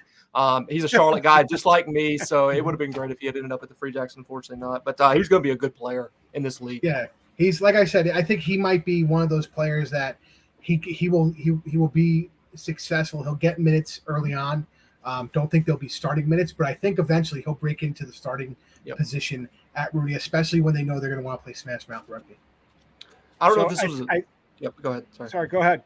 No, I was just going to say, I don't know if this was a joke or not from Queen's University. They had him at center all 4 years. If you look at his stats on their website there, it's pretty hilarious. But this kid, again, I've said this many times on this so far, but everybody looks good in highlight reels. But this kid, in terms of highlights, really out of everybody that I looked at, he was my number one with the highlights. They were really good highlights. I mean, he had some plays off the lineouts where he was making great defensive plays, immediately making tackles, one-and-done tackles, which is something I talk about constantly on the shows. Having the tackle, making the tackle, completing the tackle, ending the phase as quickly as possible. So he's a guy that can do that. Scott, can we quickly just recap now that we're at we've gotten through the first 13 picks and I think that's the end of the first round. It is, and the broadcast is going to go to TRN. So first up was Dallas with Sam Gola, UC Berkeley. Then we're going second pick was NOLA, Sebastiano Villani, St. Bonaventures. Kalitzko Martinez goes to DC at number 3, University of BC, British Columbia. Excuse me. Seth Purdy goes to Atlanta, number 4, UC Berkeley, again, Cal. Then we're looking at Owen Rutan, Toronto, University of BC, our second Canadian collegiate collegiate player in Canada off the board because there are Canadians playing collegiate rugby in the U.S., so we have to make that distinction. 6 and 7, NOLA going with Chase Jones out of St. Mary's, and then Trent Rogers out of Kutztown. Dallas coming in with their second pick at number 8, Ethan Hager, University of Victoria. Then we have Utah, Kakoa Kui, Kutztown. Atlanta number 10, Matthew Gelhaus, Kutztown. Utah coming in at number 11, getting our first LU boy off the board. As we saw, Rob was excited, Gabe Kettering. Seattle going with Shane Barry from UCLA. And New York rounding off the last pick, pick 13 of the first round, Dale Hedgepeth, Queen's University of Charlotte. So the first pick in the second round is Dallas. We'll do the first 3 picks: Dallas, DC, Seattle, 14, 15, and 16. That broadcast is on TRN right now. Yeah, so I want to go back to the Barry. So Dave contacts me and says, hey, can you take a look at Shane's highlight and give me your honest feedback? And so we chatted back and forth. I won't talk about, I liked a lot of what I saw. I thought he had great vision. He hit the cutout pass very easily when need be, and he'd hit it, two or three, players out from his 10 position. But here's the interesting thing, guys. He could have taken a hometown, accepted the hometown exemption with LA because, of course, he's out at UCLA product, and he was doing some training with the LA, I think the Loyals, right, as a development academy team. And, Dave asked me, he said, what should he do? Where are you at? And it was kind of funny because at that time, everything's coming down the pipe with LA. And I'm like, tough call. And just before the proverbial poop at the fan, I'm like, they've got a good academy system there, and that's a key, right? They've got, they play a consistent structure. They play a consistent games. He can get games against high-level men's teams, playing with their academy program. And so I really thought he was going to go that direction. Then when all the chips fell with the Giltinis as a result of the Gilgroni situation, I think he really said, you know what, I'm going to put my chips into the draft and see where I come out. And obviously, I think it's worked out for him. And he's in Rugby Town, and maybe we can talk to him over the next hour or two, and just get his thoughts on the situation. Now it's funny. I'm on the TRN app, and I'm not seeing. Same thing for me, my friend. I'm looking over on my phone. I'm just making sure I wasn't crazy here, and it says rounds 2 and 3 will be on TRN. So, mine is taking a while. You guys haven't loaded. They need to sign off 5 minutes before and sign on 5 minutes after. So. Yeah. I like Shane Barry a lot, by the way. He's one. I've got this great picture of him playing at UBC for Eagle Impact under 16. And seriously, he looked like he was 12 years old. Tiny little guy. Tiny little guy amongst all these things. And Ianu wasn't there, and a couple of other guys who played and were big, right? They'd be 15, 16, 17 years old, but big guys. And he's just this tiny little guy scampering around on the surface of the water, sending passes out. But he's really, really smart. He's, he said rugby family, 4 boys playing high-level collegiate rugby. Kane, of course, was brought into the NOLA's camp. Yep. And then I think went over to Dallas. Yeah. And really being the youngest is actually good. You sit there, speaking as youngest of 4, you can watch all the mistakes everybody else makes and then try and figure it out from there. My comment about him earlier was, he and Mike Weir is kind of the same thing. They're not big guys. So this is a big guy game in a lot of ways. Hey, Alex, let me just interrupt you real quick. Yeah. If you go into TRN's app and search 2022 MLR Draft, it will pop up. I don't know why it's not on the home screen, but if you search it, it will pop up. How about that? Thank you. Appreciate it. So, I mean, as long as they avoid getting just completely lined up, they'll be fine.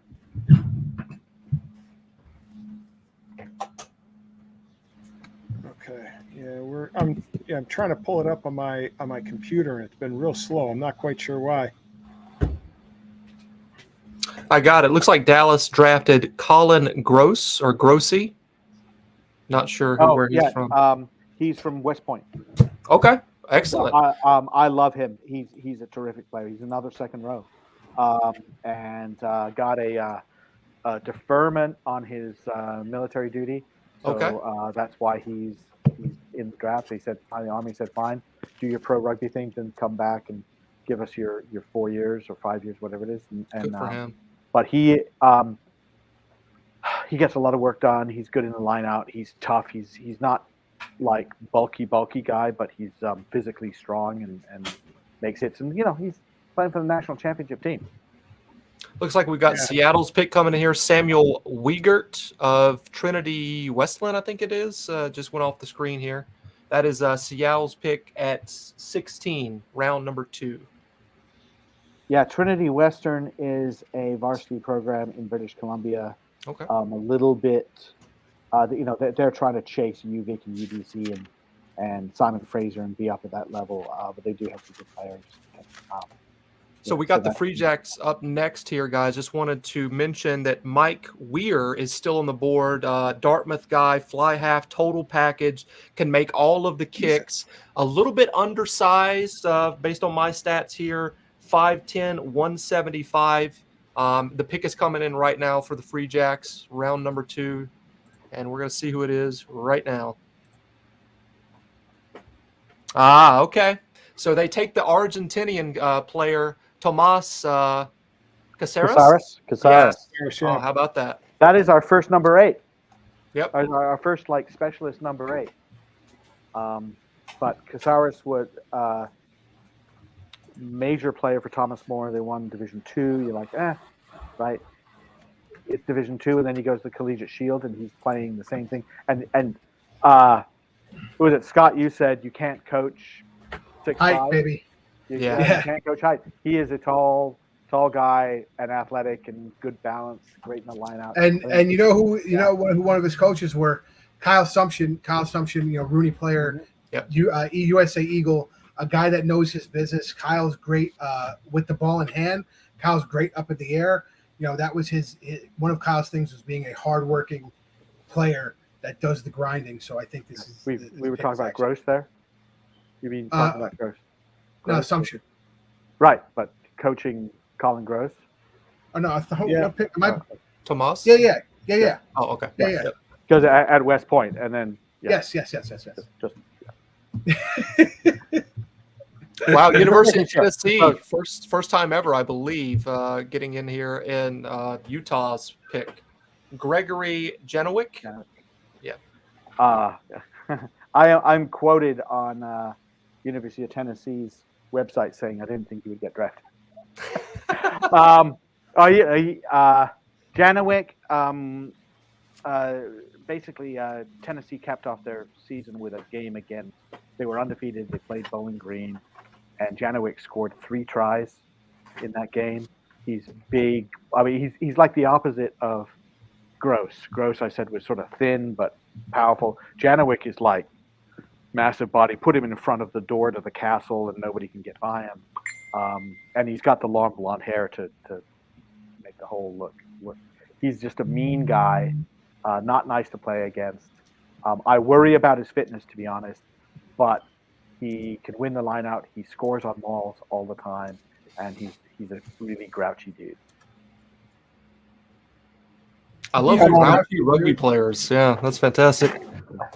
That's funny. I mean, it's something they talk about in the NFL. Where a player has personality, where they have the mean. They talk about being mean. They talk about being nasty. I mean, I think we don't talk about that in rugby, but sometimes we need to, especially if that's how they're going to carry themselves. That doesn't mean they're going to go out and get a bunch of penalties and get a bunch of cards. No. You could be mean. You could be mean and nasty, and that's something we talk about with Paul Mullen, right? Paul Mullen's, one of his things is being upfront and being mean and nasty. You set the tone, right? I mean, there's nothing wrong with that on the pitch, Can I just say that I didn't realize it until I just looked. The kid's from Barrington, Illinois. Right, another Illinois product. I love it. I didn't have the opportunity to see him play when he was a young buck, but I always love, of course, to see Illinois products come into the league, and we're seeing that continue, obviously. So that's good to see. And, the other. All right. Yep. Go ahead. Hey. We have a guest that is going to join us here, folks, all the way from Ireland. Gabe Kettering, man, Congratulations, Congrats, my Kane. brother. Thank you so much. This is the top thing that we're doing. I'm so excited. I'm thrilled right now. Awesome. So let me ask you this, for aspiring, any guy that's in, high school, going to college, one of the big programs like LU or in, any college program looking to get drafted, what's it take? I mean, tell everybody, what did you do to get to the point where you're at? I think a lot of it goes into just, of course, there's like weight room work. You have to be physically where you need to be to play professionally. You need to have strength, all of that. But also a lot of it goes to just listening to your coaches, doing what they say, like up to really being intense. Yeah, and I think that's one of the things that any of your teammates will. That's okay. Any one of your teammates will identify is if there's one thing that was it's that you put in the work off the field as much as you put in on the field. So it sounds like you've had some conversations with GM Brandon Sparks from the Utah Warriors. Did you have a sense that Utah might snag you in this draft?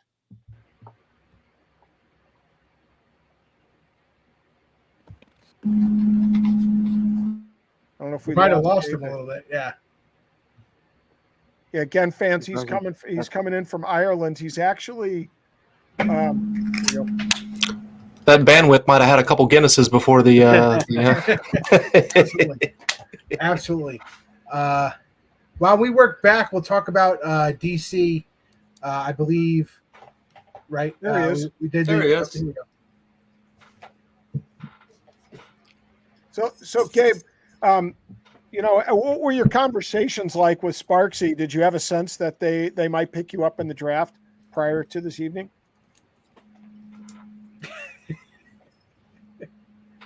It's okay. So we were up to pick 19.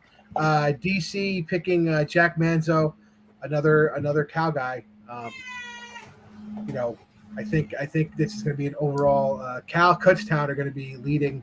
Maybe at the end of this, Rob, what do you think? Yeah, Kutztown is looking pretty good. Obviously, I think they've had 3 picks so far, if I'm not mistaken, right? So we thought like last year, Lindenwood was the big winner. I think they had Alex 5 or 6 picks total. And so with just Kettering being selected, they're a little bit behind some of those other top tier programs. But there's still a lot of the draft left, and still, I think, a lot of diamonds in the second and third round. They sneaked it by us. Kyle Fulton from Arizona did get the first pick from Dallas in the second round. These picks are coming in fast and heavy, boys. Yeah. So Fulton was the first one, and that was he's a really nice, very skilled outside center wing guy. That's a nice attacking option for them. How about this? A hometown pick. San Diego Legion selecting Oliver Kane from where else? The University of San Diego. Good for them. That's funny. Nice. Prior to that, Dallas picking Mattias Carmudi, Thomas More College. Really quick, go back to Jack Manzo. From Queens, he's a Xavier product. Mike Petrie coaching that team. And more importantly, a fifth-year guy, as we talked about. And let's see if we can bring Gabe back. Gabe. Sure I am. Sorry about How you that. doing, I don't have brother? the best Okay. internet over here. I'm staying okay. in like a castle, so there's not. It's like blocked certain websites, so I have to find a different way to come in through since I got the invite through Facebook Messenger. Not a bad residence though. A castle. That's pretty awesome, huh? No, not too bad at all. It's really Yeah, nice. did you need the Marauders map to find a better location? Yeah. Had to get through some robber barons on the way here, but we're all good now. So yeah, it sounds like you had some conversations with Sparks and Brandon Sparks, the GM at Utah. Did you have a sense that they would pick you up in this draft? A little bit, yeah. I was very excited about. Sorry, I was looking at my phone. Yes, I did. They talked to me. we've been in contact for over a year now. I went to a combine and they talked to me and they said they liked me then. And then I did a 5th year and they invited me out to the Shield. And I just had a lot of FaceTime with Mr. Sparks, Mr. Calling, the 2 GMs there. And I just had a great time with both. I was really excited to just go somewhere to put that much investment into me personally, as well as just the whole process of college to MLR, putting in the time to research the players. And that much is clear. Can you talk just a bit about how important you think going to the the Challenge Shield, as Alex has talked a lot about in his pre-draft coverage, and I've given him a bit of shtick here, Gabe. How important was it, do you think, that you attended the Rugby Shield and showed up and balled out, by the way? Thank you. I think it's really important. I think, one, the Shield was ran really well. It was one of the best ran rugby camps. It was the best ran rugby camp I've ever been to, and definitely one of the best rugby experiences I've had so far. Just the 2 GMs there were really on top of it, and I think it's a great opportunity for any player. It got me FaceTime with, I think, 4 or 5 different GMs that showed up. Seattle was there, Atlanta was there, New Orleans was there, and of course Utah was there. So just to get that FaceTime, and for nothing else, just to see what those GMs think of you and what they think you need to work on and what their insights are, I think that's huge for any player. And then, of course, the exposure is great. Yeah, David, do you feel like you're getting some of the coaches are feeling you out to say, hey, I mean, what do you think about this region? Do you want to move to Utah, or do you want to move to Southern California, things like that? There was a little bit of that, but for the most part, it was just talking. Well, for me personally, they knew I was coming to Ireland, and so a lot of the talk was about, hey, with you going to Ireland, are you going to come back early? What's the deal with that? What's your goal with that? And then there was also it was just generally, I need to put on more weight, or I need to do this different in a scrum, and I need to do this different on defense. It was just more individualized, just gameplay responses. And you're playing you're going to be playing in Ireland. You're going to go to Trinity, or? I'm playing for Trinity, yes. Yes. Then playing for Tony Smith out of Trinity, who's produced Eagles out there. So this is a great, terrific development opportunity for you. Oh, yeah, he's a great guy. I really like him so far. He's really taken me under his wing and done everything he can to make me comfortable. I'm really thankful for him. Gabe, let's talk about that mop real quick. Are you planning on keeping that in Utah, or what's the deal with that, pal? I don't think so. The principal of the boarding school here has already made some jokes that I need to cut it off, so I think it's going to go pretty soon. Oh, darn. What a shame. Looks great. Thank you. Appreciate it. Well, hey, listen, Gabe, we don't want to take a ton of your time. We know it's late in Ireland. I think you're probably working on roughly 1 or 2 o'clock a.m. Yeah. And I'm sure, you might want to check back in with your family, who I know you were very close to, and they're wonderful people, your folks. We have a great relationship, and it was fun to see them be able to show up to your games almost every time you had a home game, because you were a local St. Louis product. Love that too. So congratulations, my friend. I can't wait to see you do what you do with the Warriors. And you have an open invitation to come back on the Rugby Rant anytime, mate. And tell us how your progress is going. We're going to be checking back in with you, but congratulations, Gabe. Thank you so much. I'd love to be back on. I appreciate you thinking of me and inviting me. Oh, always. There's always space for LU boys. You know that. All right. You guys have a great night. Cheers. Yeah, night. It's right there. Yeah. Bye. Yeah. Thanks, Gabe. So let's go back. Let's recap some picks real quick. We had Oliver Kane, San Diego, University of San Diego. The next one was Jack Shaw going to Atlanta, another Canadian coming to the East Coast, Bishop's University out of Canada. And then I believe Dallas just selected with number 23, Nolan Buckley out of UMass Lowell. UMass Lowell is not necessarily a program you associate with high-level rugby. But not at all. It's one of those things where if you have a player that you really are interested in, you're going to go take him. Why not get the rights to him? You know? Not at all. I mean, a little bit. Wow. I'm a UMass Dartmouth guy. Yeah. UMass Lowell guy is nothing, Alex. I mean, I associate them with hockey. I mean, come on, boys. Let's not barely say that. hockey. Barely hockey. I associate UMass Lowell with just sucking in every sport. They're a pretty How good dare you Go talk about the Corsairs. Riverhawks like that? Go Corsairs. They're a pretty good Division II team, so it's very difficult to get drafted out of there. Nolan Buckley is a big body who runs over people, and I mean, he's an appealing player. A project, though, I would think. Plucked him right out of the Free Jacks' backyard. How dare they? Dallas was on the board again, I believe. If Yep. we get back to it, number 24. Masvida Nyamarabavu. Sorry if I butchered that. Sorry, Masvida. Out of Arkansas State. Yeah, Zimbabwean guy. He's a terrific player. He's got skills all over the place. Good tackler, good passer, good runner. Niyama Revbu is what I got. I actually was pretty excited looking at what he had to bring. And Arkansas, I mean, look, okay, once you're from Zimbabwe, you get to America. Doesn't really matter where, but Arkansas right next to Texas. It's True. Makes sense. local for him. Yeah. I was excited. Jack Manzo, great pick. You mentioned him, and you know, I thought he was probably the most pedigreed hooker on the board there.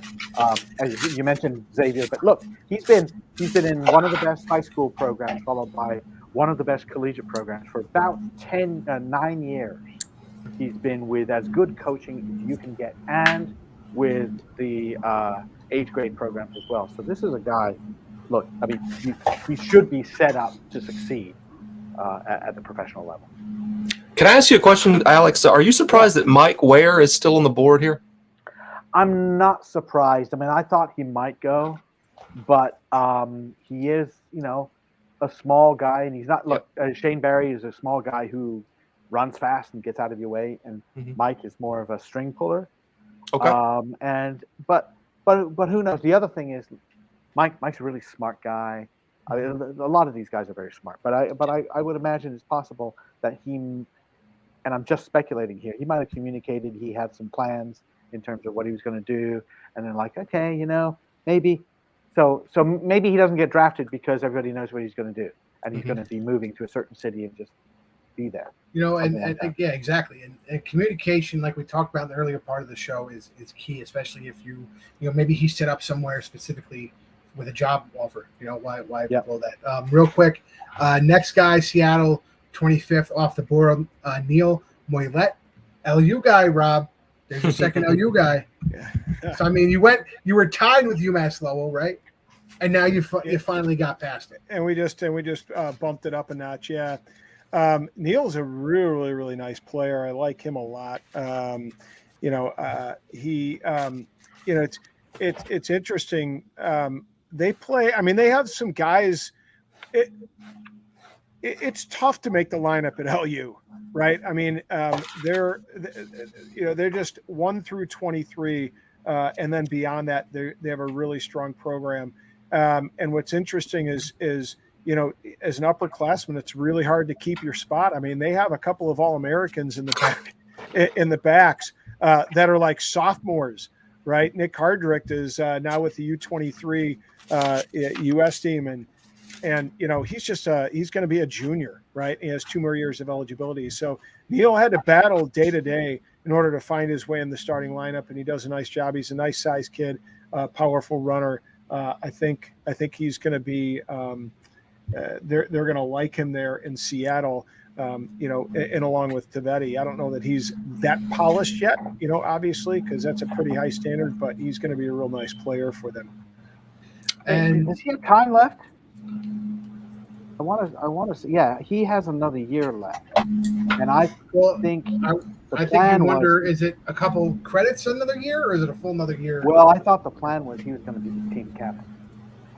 So, or a team leader. So maybe they're going to Larry Bird him. That's true. I think he is, and I think he has. You know, he has the season left because I think he is going to be the captain.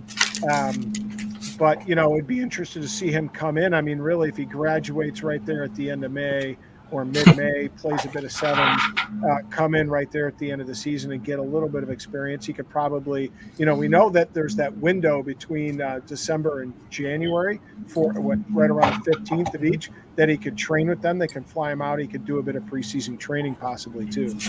And Alex, if they draft him now.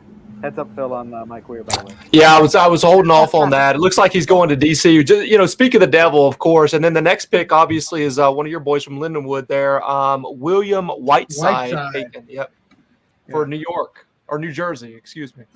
Well, real quick, let's go down because we skipped a couple. So we had Alex Valadares, Queen's University of Charlotte. He's another prop going to DC. Christian Olney, going to NOLA 27, starting the third round, and off the bat, I got to boo the guy because he went to Ohio State. So I don't know you, Christian Olney, but boo, go blue. And then we'll come back down to our boy we were talking about before, Mike Weir, going to DC. What do you have to say?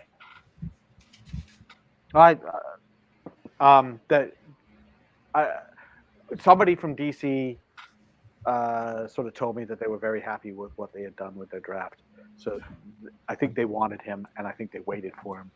And, okay, this is perfect. This is exactly what I want to see, because I think DC has a moderately acceptable academy program. So it's like, get a young guy, put him in there, say, Mike, if anybody is an American-produced fly half who's going to make big things happen and, take a mantle of A.J. McGinty or something, it could be you. So let's give you the opportunity. By the way, Mike's little brother is possibly a better player. But Mike has a big boot. Mike has a booming boot. He can make all the kicks, guys. I watched the highlights. That's I mean, again, another guy that I would have loved to have on the Free Jacks. That's another theme that we have throughout the live stream here, but off the board, unfortunately. And as we point out, William Whiteside going to Rooney. Bill is actually a mate of mine, of Preston's, real quick. And I'm sorry, I'm kind of trying to do two things at once, but he has a real edge to him, which is what I like.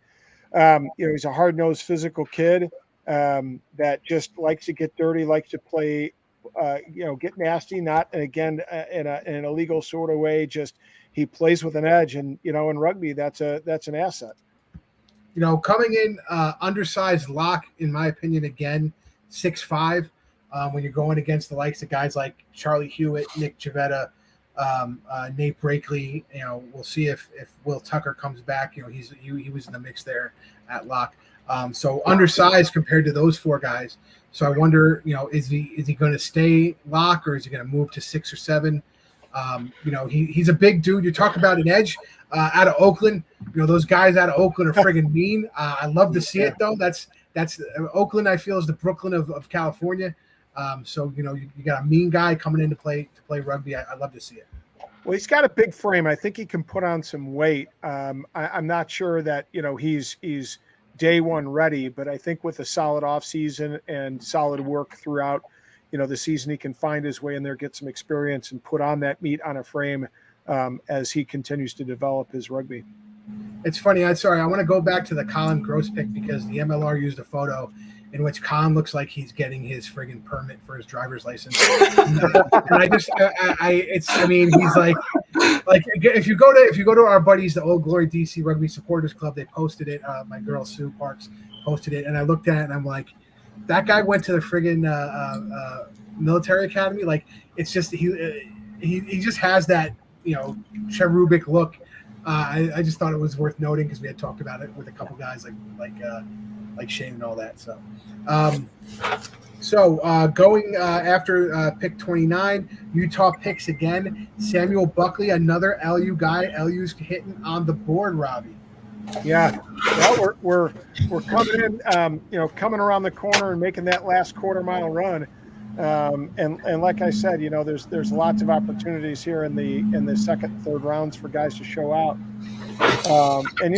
We heard from Gabe Kettering, and we heard, we've talked to Joey Bakke on the Rugby Rant before. It's all about the off season and the kind of work you put in. So, these guys, even though they might not have been, the diamond at number one, like Connor Mooneyham, there's a lot of opportunity to just develop physically, put in the work in the off season, get to where your team is at early, September, October, put in the work preseason and get ready to go on day one and show the team what you're made of. I'm really excited. Sorry. Go ahead. I'm really excited about most of these picks just because I like the velocity. The velocity is better. Olney is a wing, but he's a big, powerful wing who is able to handle himself in professional situations. That Buckley it's Kettering 2.0. And just a massive body and powerful and can scrum. This is just an amazing pick. And one that you didn't mention because it just happened, Denver Fott. Going in for Toronto, he's another massive body, big, powerful prop who can, win set piece and get around the field. And it's just a really, he was University of Victoria. I was really impressed with him as well. And before that, so you had before Denver fought at 32 for Toronto, you had them pick another UV guy, Gabriel Casey, who's a fly half. Who again, it's funny.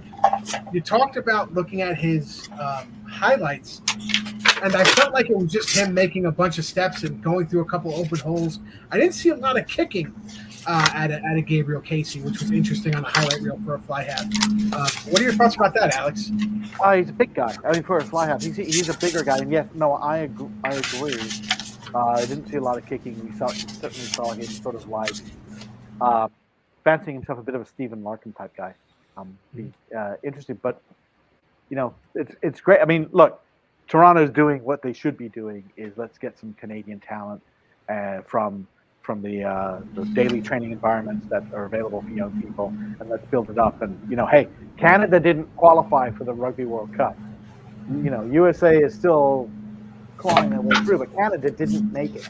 It's a national problem, and the Arrows have they have a responsibility there. Really. And then we go to the next, the 33rd pick, which was originally for the AGs, actually gets traded to Utah. I believe this was the first draft trade of the season right now, of 2022. I don't think there's any other in draft movement up until now. And Utah picks John Dupree, back row flanker out of Central Washington University.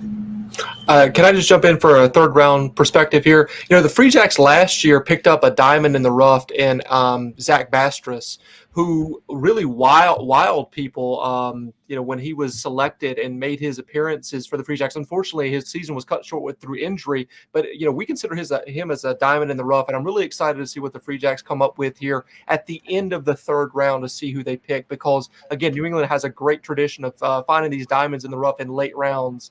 I don't have to name names, but I'll just throw out there Tom Brady, of course. So we're looking for that next guy. Zach Tom Brady from University of Michigan? Yes. Go Big Blue, right? Is that what? No, that's the Giants. Go blue. Okay, there you go.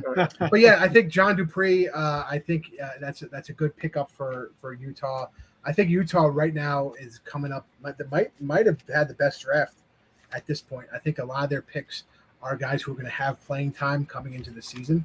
I obviously you're getting a lot of guys who are still rough and they got to get in the professional setting, but I think a lot of these guys, once they get in the professional setting, you'll see them start to have minutes on the back end starting very early. What do you think, Alex?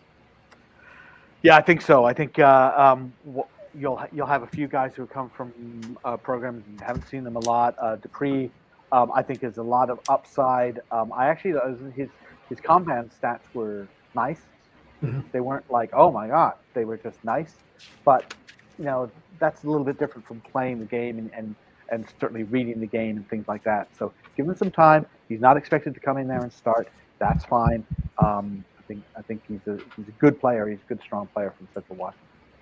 And then we're going to hit the picks soon, but just to go off the last couple of picks here: 34 San Diego, 35 Atlanta, 36 Dallas again, 37 New England, 38 Seattle, and 39 to round out the last one is Houston. Are we still calling? Are we going to call pick 39 Mr. Irrelevant in the MLR draft? Or sure, why not? There's not that many rounds, so it's not something we're going to get into. Yeah, I don't know. listen, to get picked, I mean, not just in the NFL, but to get picked for the MLR draft has got to be an honor, whether you're pick number 1 or pick number 39. Well, I'm not sure. I'm not sure we can say that. I think whoever gets selected there has a lot to be proud of. I'll tell you, the next two guys are like, if I were those teams, I'm like, I can't believe these guys are still available. Next, Koi and Elegant.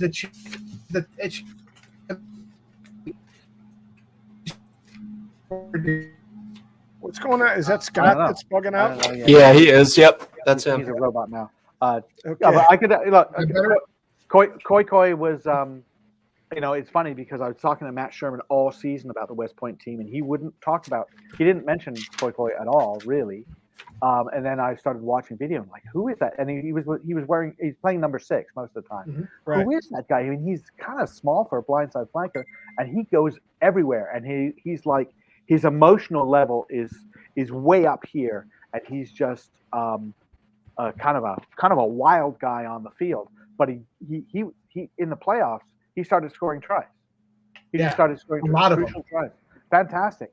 And then he comes in and so smart. He says, I'm a hooker, which is, I think, right. So he's going to be a 2/6, and I think he's going to be great. I think he's going to be a clubhouse guy. And he has the size for it, too. Like, he can play. He has the size for both. He has the speed to run the ball, but he sniffs out plays.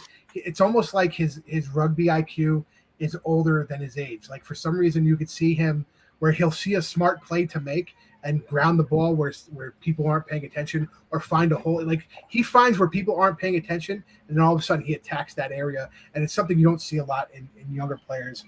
Yeah.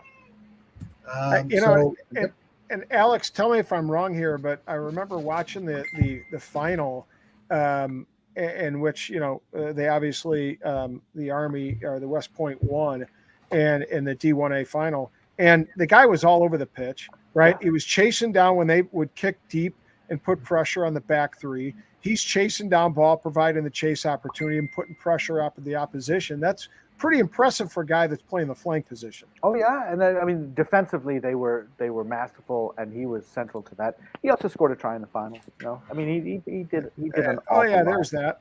And but you're absolutely right. Just game winner, I think. Game winner. A little bit.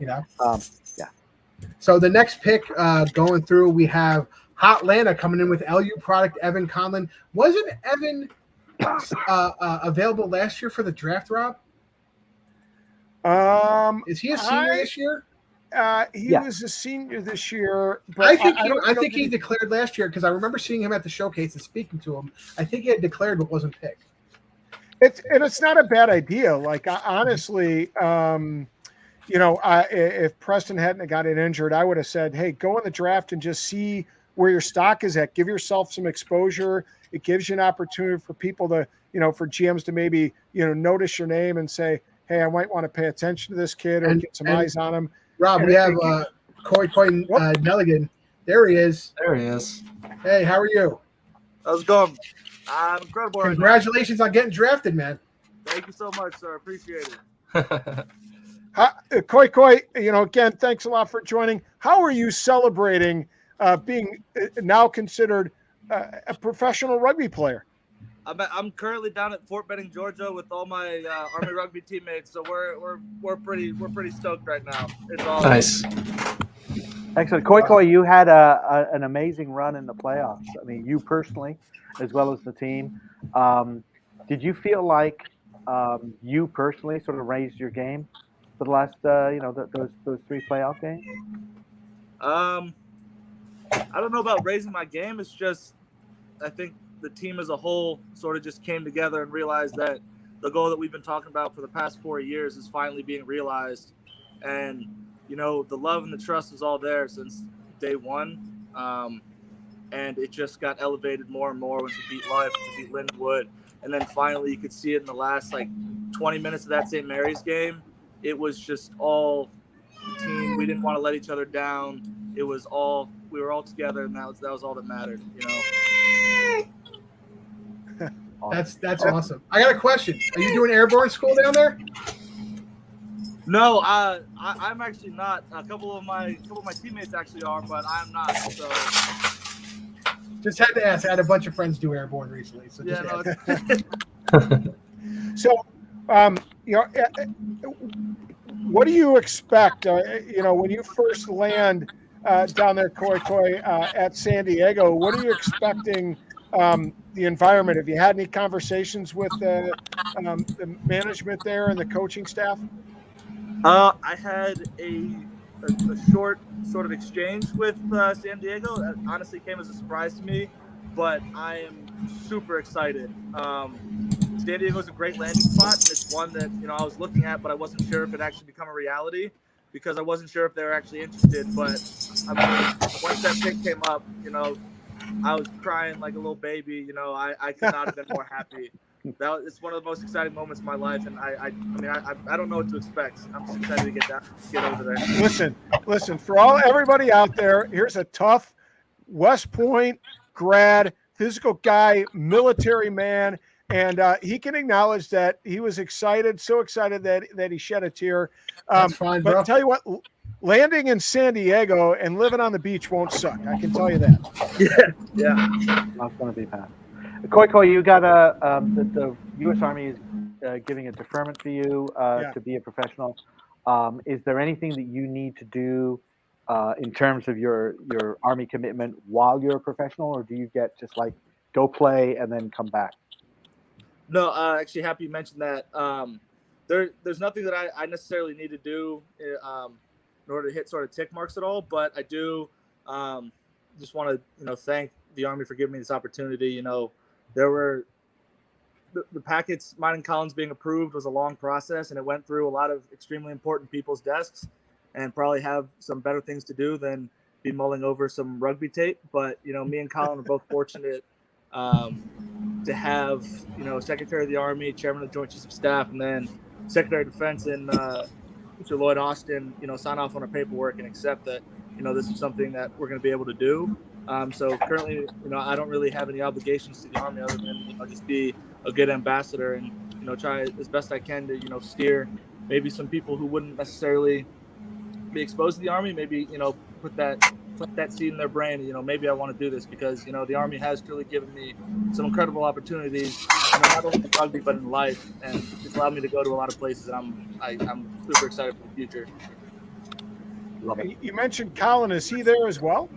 No, Colin's back home in Spokane. But we were texting back and forth throughout the entire draft, freaking out a little bit because our streams ended up getting switched, and I think he actually found out that he got drafted for me, so I messed that up. That's great. That's a tough one. I felt bad about that, but I texted him, let's go, and he was like, what are you talking about? The tweets haven't even come up yet, and I was like, oh, and then I stopped texting him. I was like, hey, you okay? And then, 3 minutes later, he's like, just got off the phone with DC. And I was like, oh my God, I am so sorry. But he didn't do that to me. He immediately stopped texting me, and it's like, he's like, you'll find out soon enough. So, I apologize to Colin for doing that, but we're both professional athletes now, coming from, one of the greatest. Listen, you just graduated from West Point. Have some OPSEC on the draft, bro. Come on. And listen, 20 years from now, after killing me, bro, killing me. So and 20 years from now, when you guys have had great rugby careers, you can look upon it, back upon that moment and have a great laugh and really have a fine rugby story to tell, because we know that's what all ruggers love, is a good story to share with their mates that they played a lot of years and a lot of games with. Oh, yeah, for sure. I mean, Colin's been a guy who's been with me since day one. In one of our first practices at West Point, he is just absolutely tearing me to shreds. And then he ended up being one of the 60 guys who taught me how to play rugby. So, I'll always have so much love for him. I really appreciate him. And, I wouldn't be here without him and the rest of, that Army rugby program, including Coach Sherman, Coach Thompson, Coach Strigno, a training staff, and then, all my brothers. Like, they've had my back forever. And, I know even though we're going our separate ways, me and Colin, we're always going to have that bond. And, hopefully some guys coming in next year will be able to share that as well. So. Absolutely. Koi, thank you so much for joining us. We look forward to getting you for an RPK soon, hopefully a full-length interview. But appreciate you joining us on draft night. Congratulations, brother. Yeah, thank you. I appreciate it. Man, it's great to have those young guys on. Man, it's cool. I got to be honest, it's a privilege, I would say, for us to get the opportunity to talk to these guys the night they're drafted, even if they're ruining their friends' experiences. Listen, those are the funny stories you're going to talk about.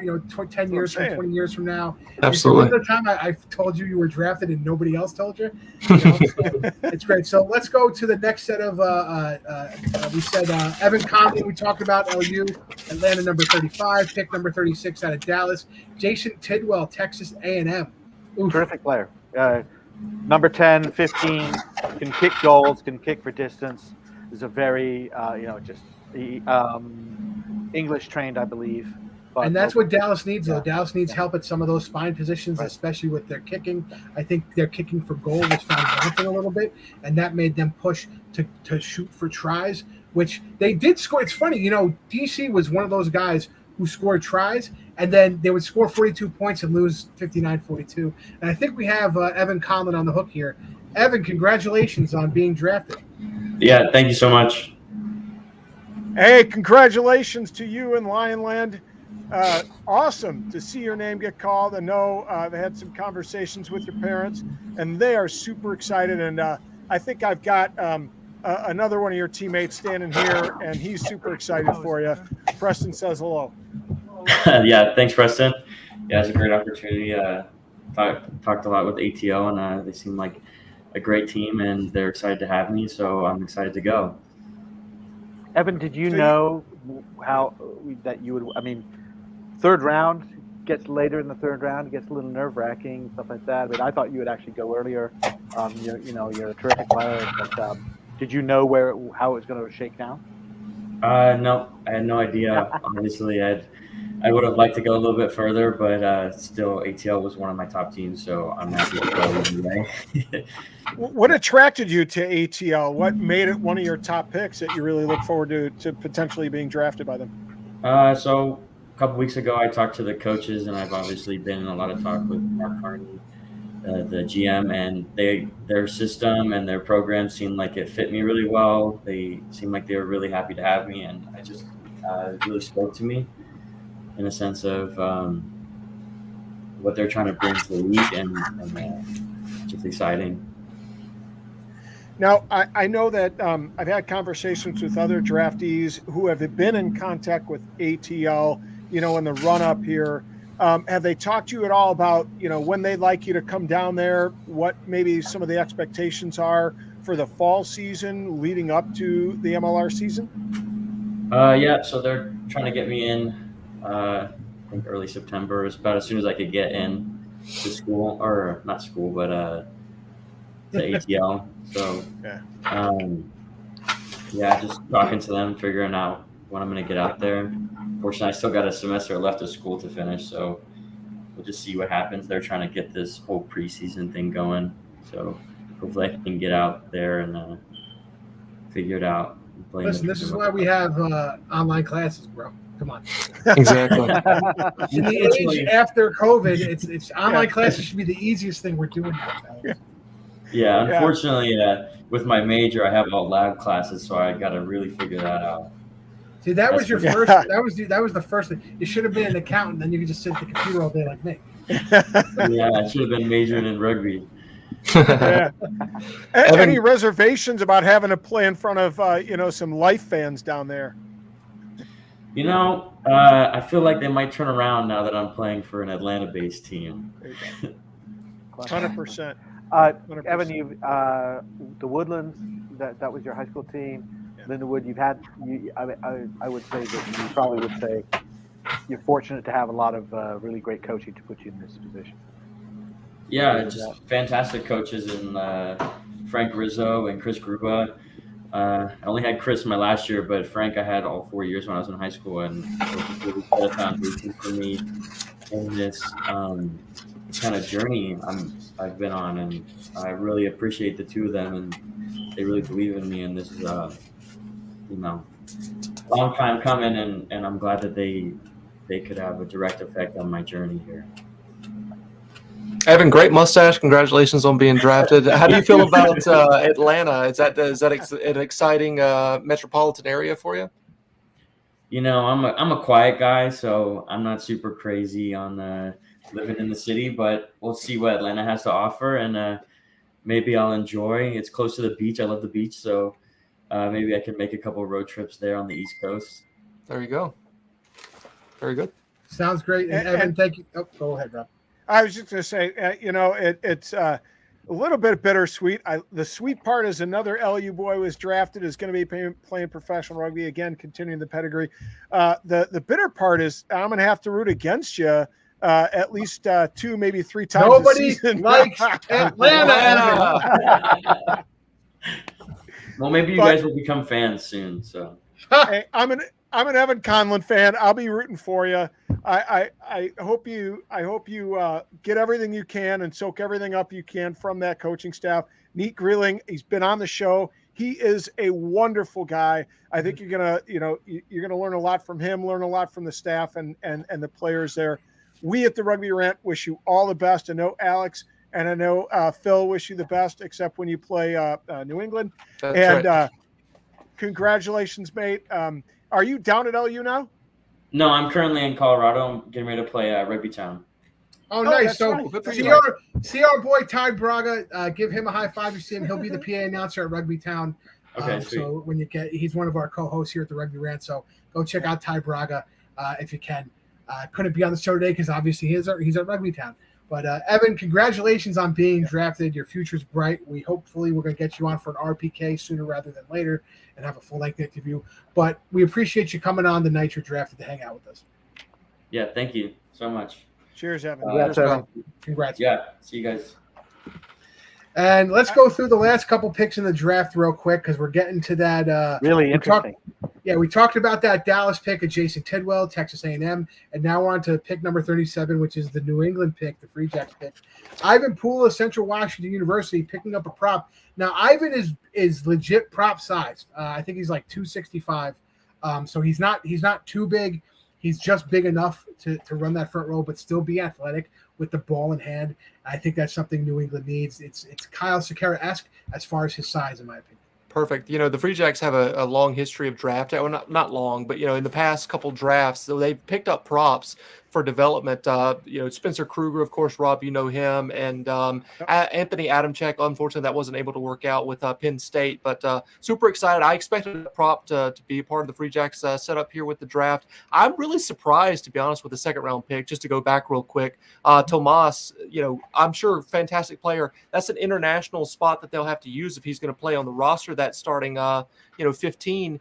And also, that's not really a need for the Free Jacks unless there's something that I'm not aware of. Maybe there's not going to be some retentions of those guys that they have, like Jesse Peretti might be signing for a Super Rugby team.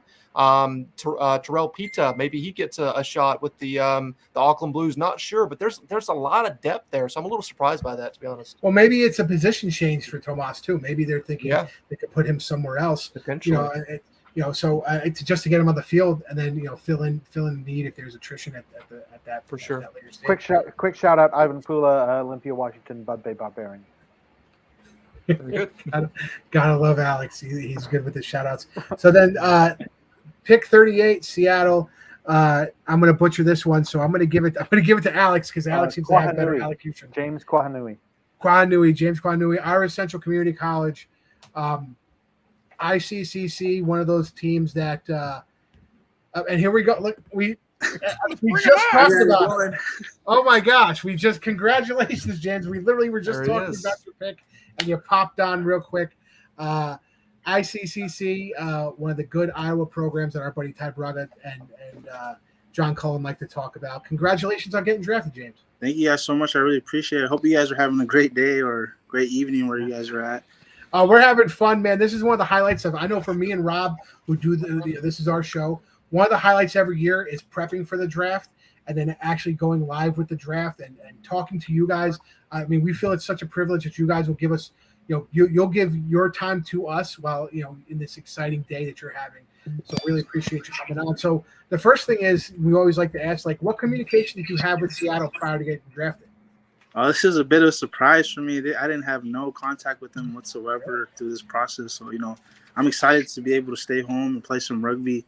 That's a big deal to me. I get to stay and see my family. That's awesome. Love to hear It that. can't be undersold. Coach Nelson, right? Yes, sir. How important has he been in your growth and development as a player at that vaunted ICCC program?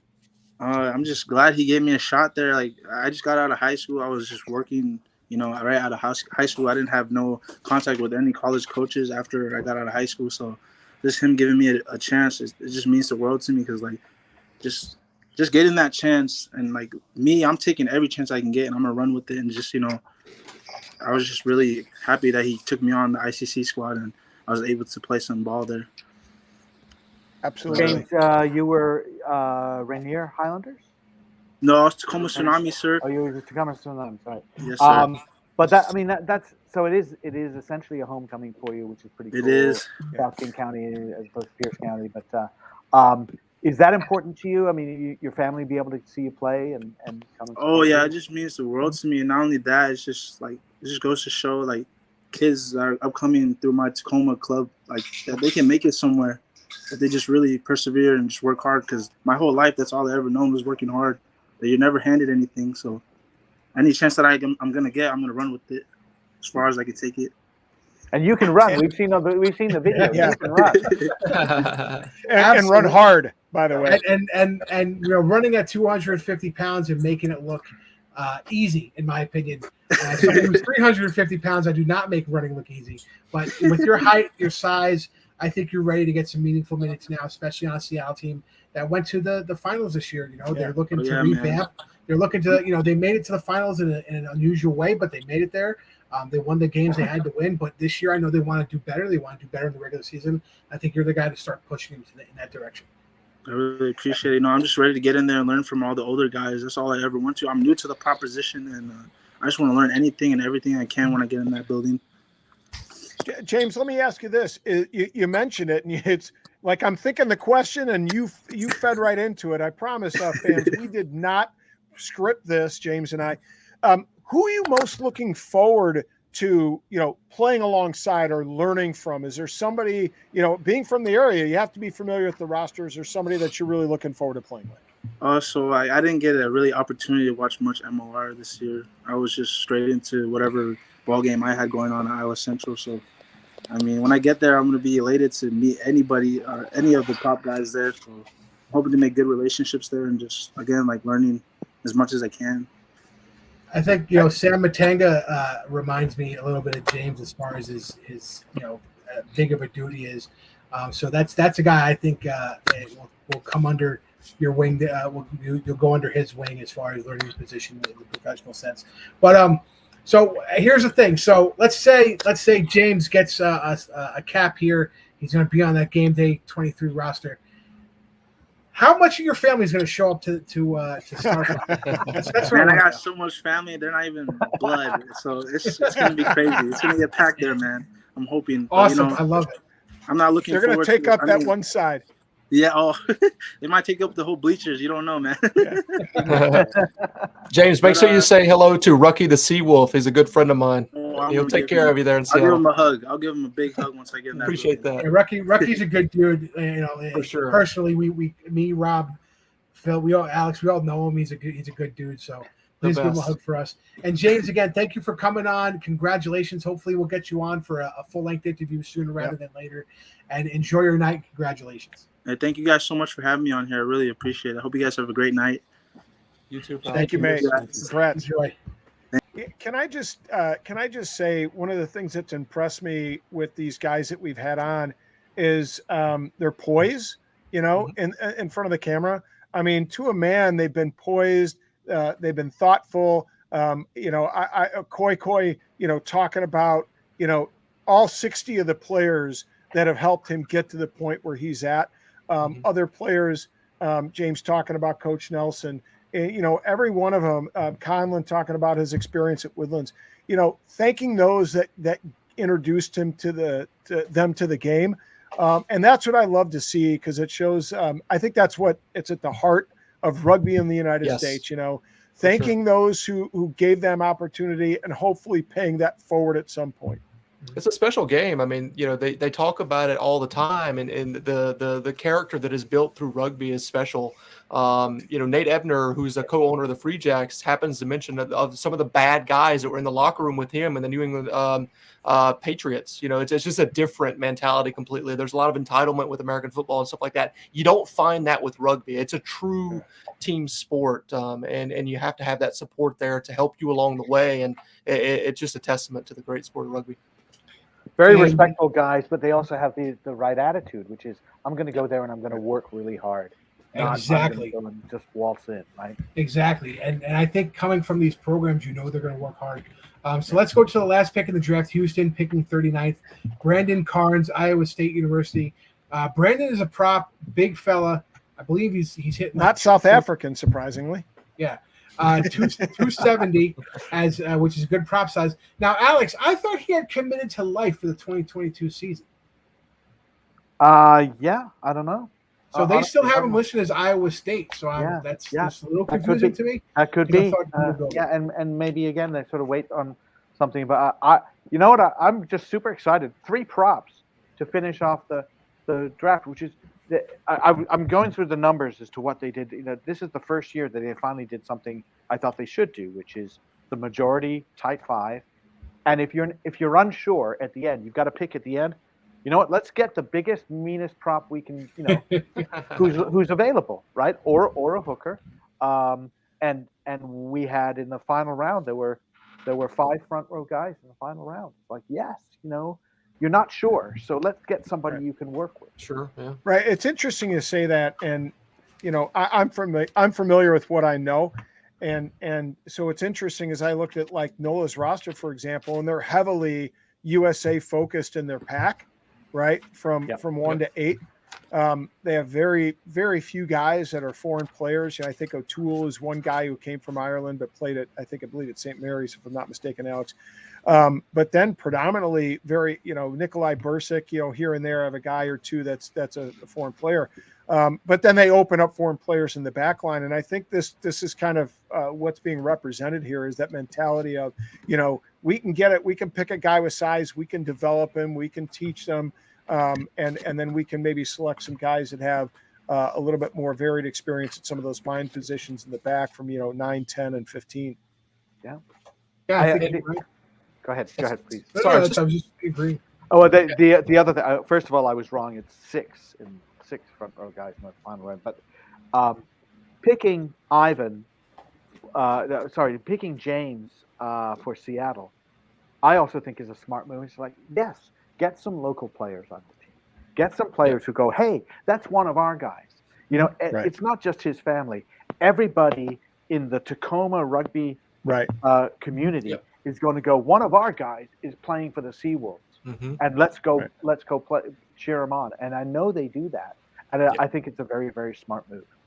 Well, you're right. I think it's smart. If I was, if I was part of an MLR management team, I think that would be part of my strategy, right? Like here in Chicago, hey, we want to get more of the African-American community playing rugby. We want to get more of the Hispanic community playing rugby. Let's go after, a guy like, NOLA has Malcolm May and they have Andrew Guerra, guys that look like and are from where we're from, right? And what I love about James, and I hope that he gets the opportunity to do this, he gets an opportunity to take that shirt back to his club team in a frame and present it and give them something that they can all share and say, yeah, we helped build that. We helped put that product into an MLR team and become a professional. Listen, I think it takes a village to get a person to where they need to be in our sport. It starts in the youth programs, the high school programs, the collegiate programs, those local rugby clubs that you're playing with. And that's how you get these guys to realize their dream of being a professional. But guys, real quick, we're gonna kind of end it here. We had the last pick in the draft there. We just spoke about. Last 3 were props. Gotta love it. Me and Alex are very excited about that. Nothing gets me more excited than talking about props playing rugby. But we're gonna go around the horn, starting with Rob. Rob, just give us some of your highlights of this year's draft. Wow. I think there were some guys that are still available, as free agents that can be brought into a roster, developed, and have an early opportunity to make some noise. I would have liked to have seen, yes, I'm a homer. MJ Spangenberg, he's one of my boys. He stayed at my house. He's like a second son. Liam Smith, same thing. They'll have residency in a very short time. I hope that they find themselves onto a roster and are able to play professionally here in the United States and kind of, continue to contribute to our game here in the United States. Yeah, for me, in terms of, there's some guys that are on my list here that did not get drafted. Lewis Hollidge, Nate Curtis, and Ethan Berry from UConn. All of those guys, the thing about the draft is, some people are celebrating right now with their family and all the people that they know that in their rugby journey, but there's some people right now that are really disappointed. But let me just tell you, it's not the end of the road for those folks. Right. They're just going to have to take a different path to get into the league. So do not give up on your dreams. If this is your dream to play professional rugby in the United States, keep doing it, man. I just wanted to say real quick about Ivan and Tomas. You'll be hearing from me real soon. We're going to set up a interview with the Jacks Ranger Show, get you all in front of everybody and have an introductory interview. But I'm extremely excited with the Free Jacks, with who they drafted, and only that, but just the upcoming season. Really stoked about it. Huzzah! Yeah, I see a lot of teams' picks here, and I see a plan, which I hadn't seen before. I've seen more of an idea that that we're going to go. Look, you have 15 forwards, 14 forwards on a game day 23. So you need those guys. There was a little bit more intelligence about that. I also think that you look at some of the picks of lower divisions or slightly more obscure teams.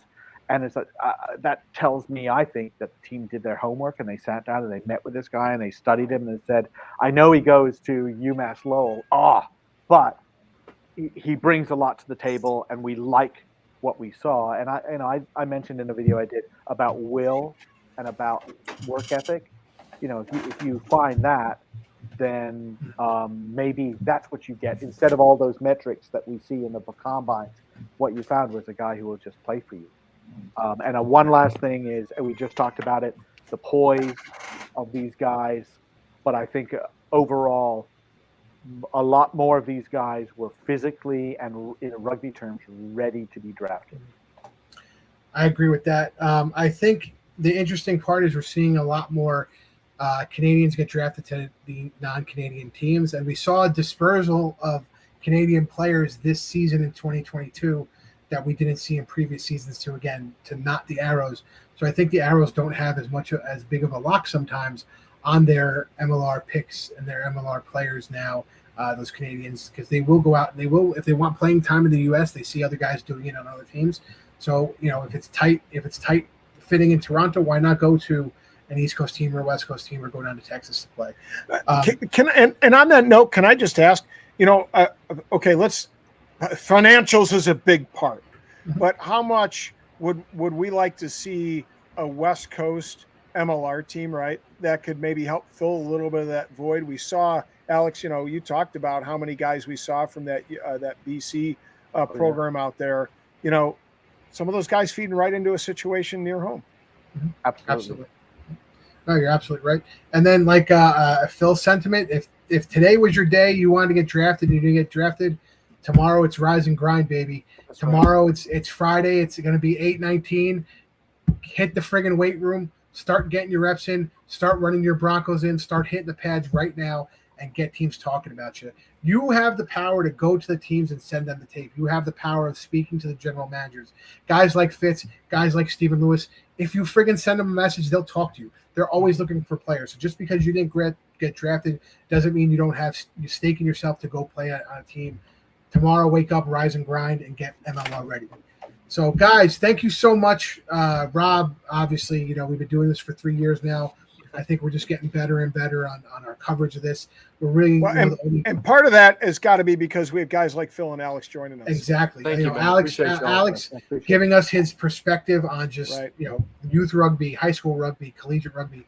Phill giving us a great MLR perspective as a fan, and even like he said, he's not in depth with most of the players, but I think the average understanding of a fan on how the draft works, and especially new fans who are coming in aren't understanding it. So I think having his knowledge is saying, you asked Alex and some great questions. You're very kind. Thank you very much. Really, you were really asking some great questions. Guys, thank you so much for being on the show. I'm Scott, the Big Guy Ferrara. That's Rob the Hammer Hammerschmidt for Phill Harris, Alex Goff, Goff Rugby Report. Our buddy Ty, who's the PA announcer at Rugby Sevens this weekend. Hope you guys enjoyed live draft coverage of the 2022 MLR Draft, and we'll see you guys at the next. Huzzah! Cheers.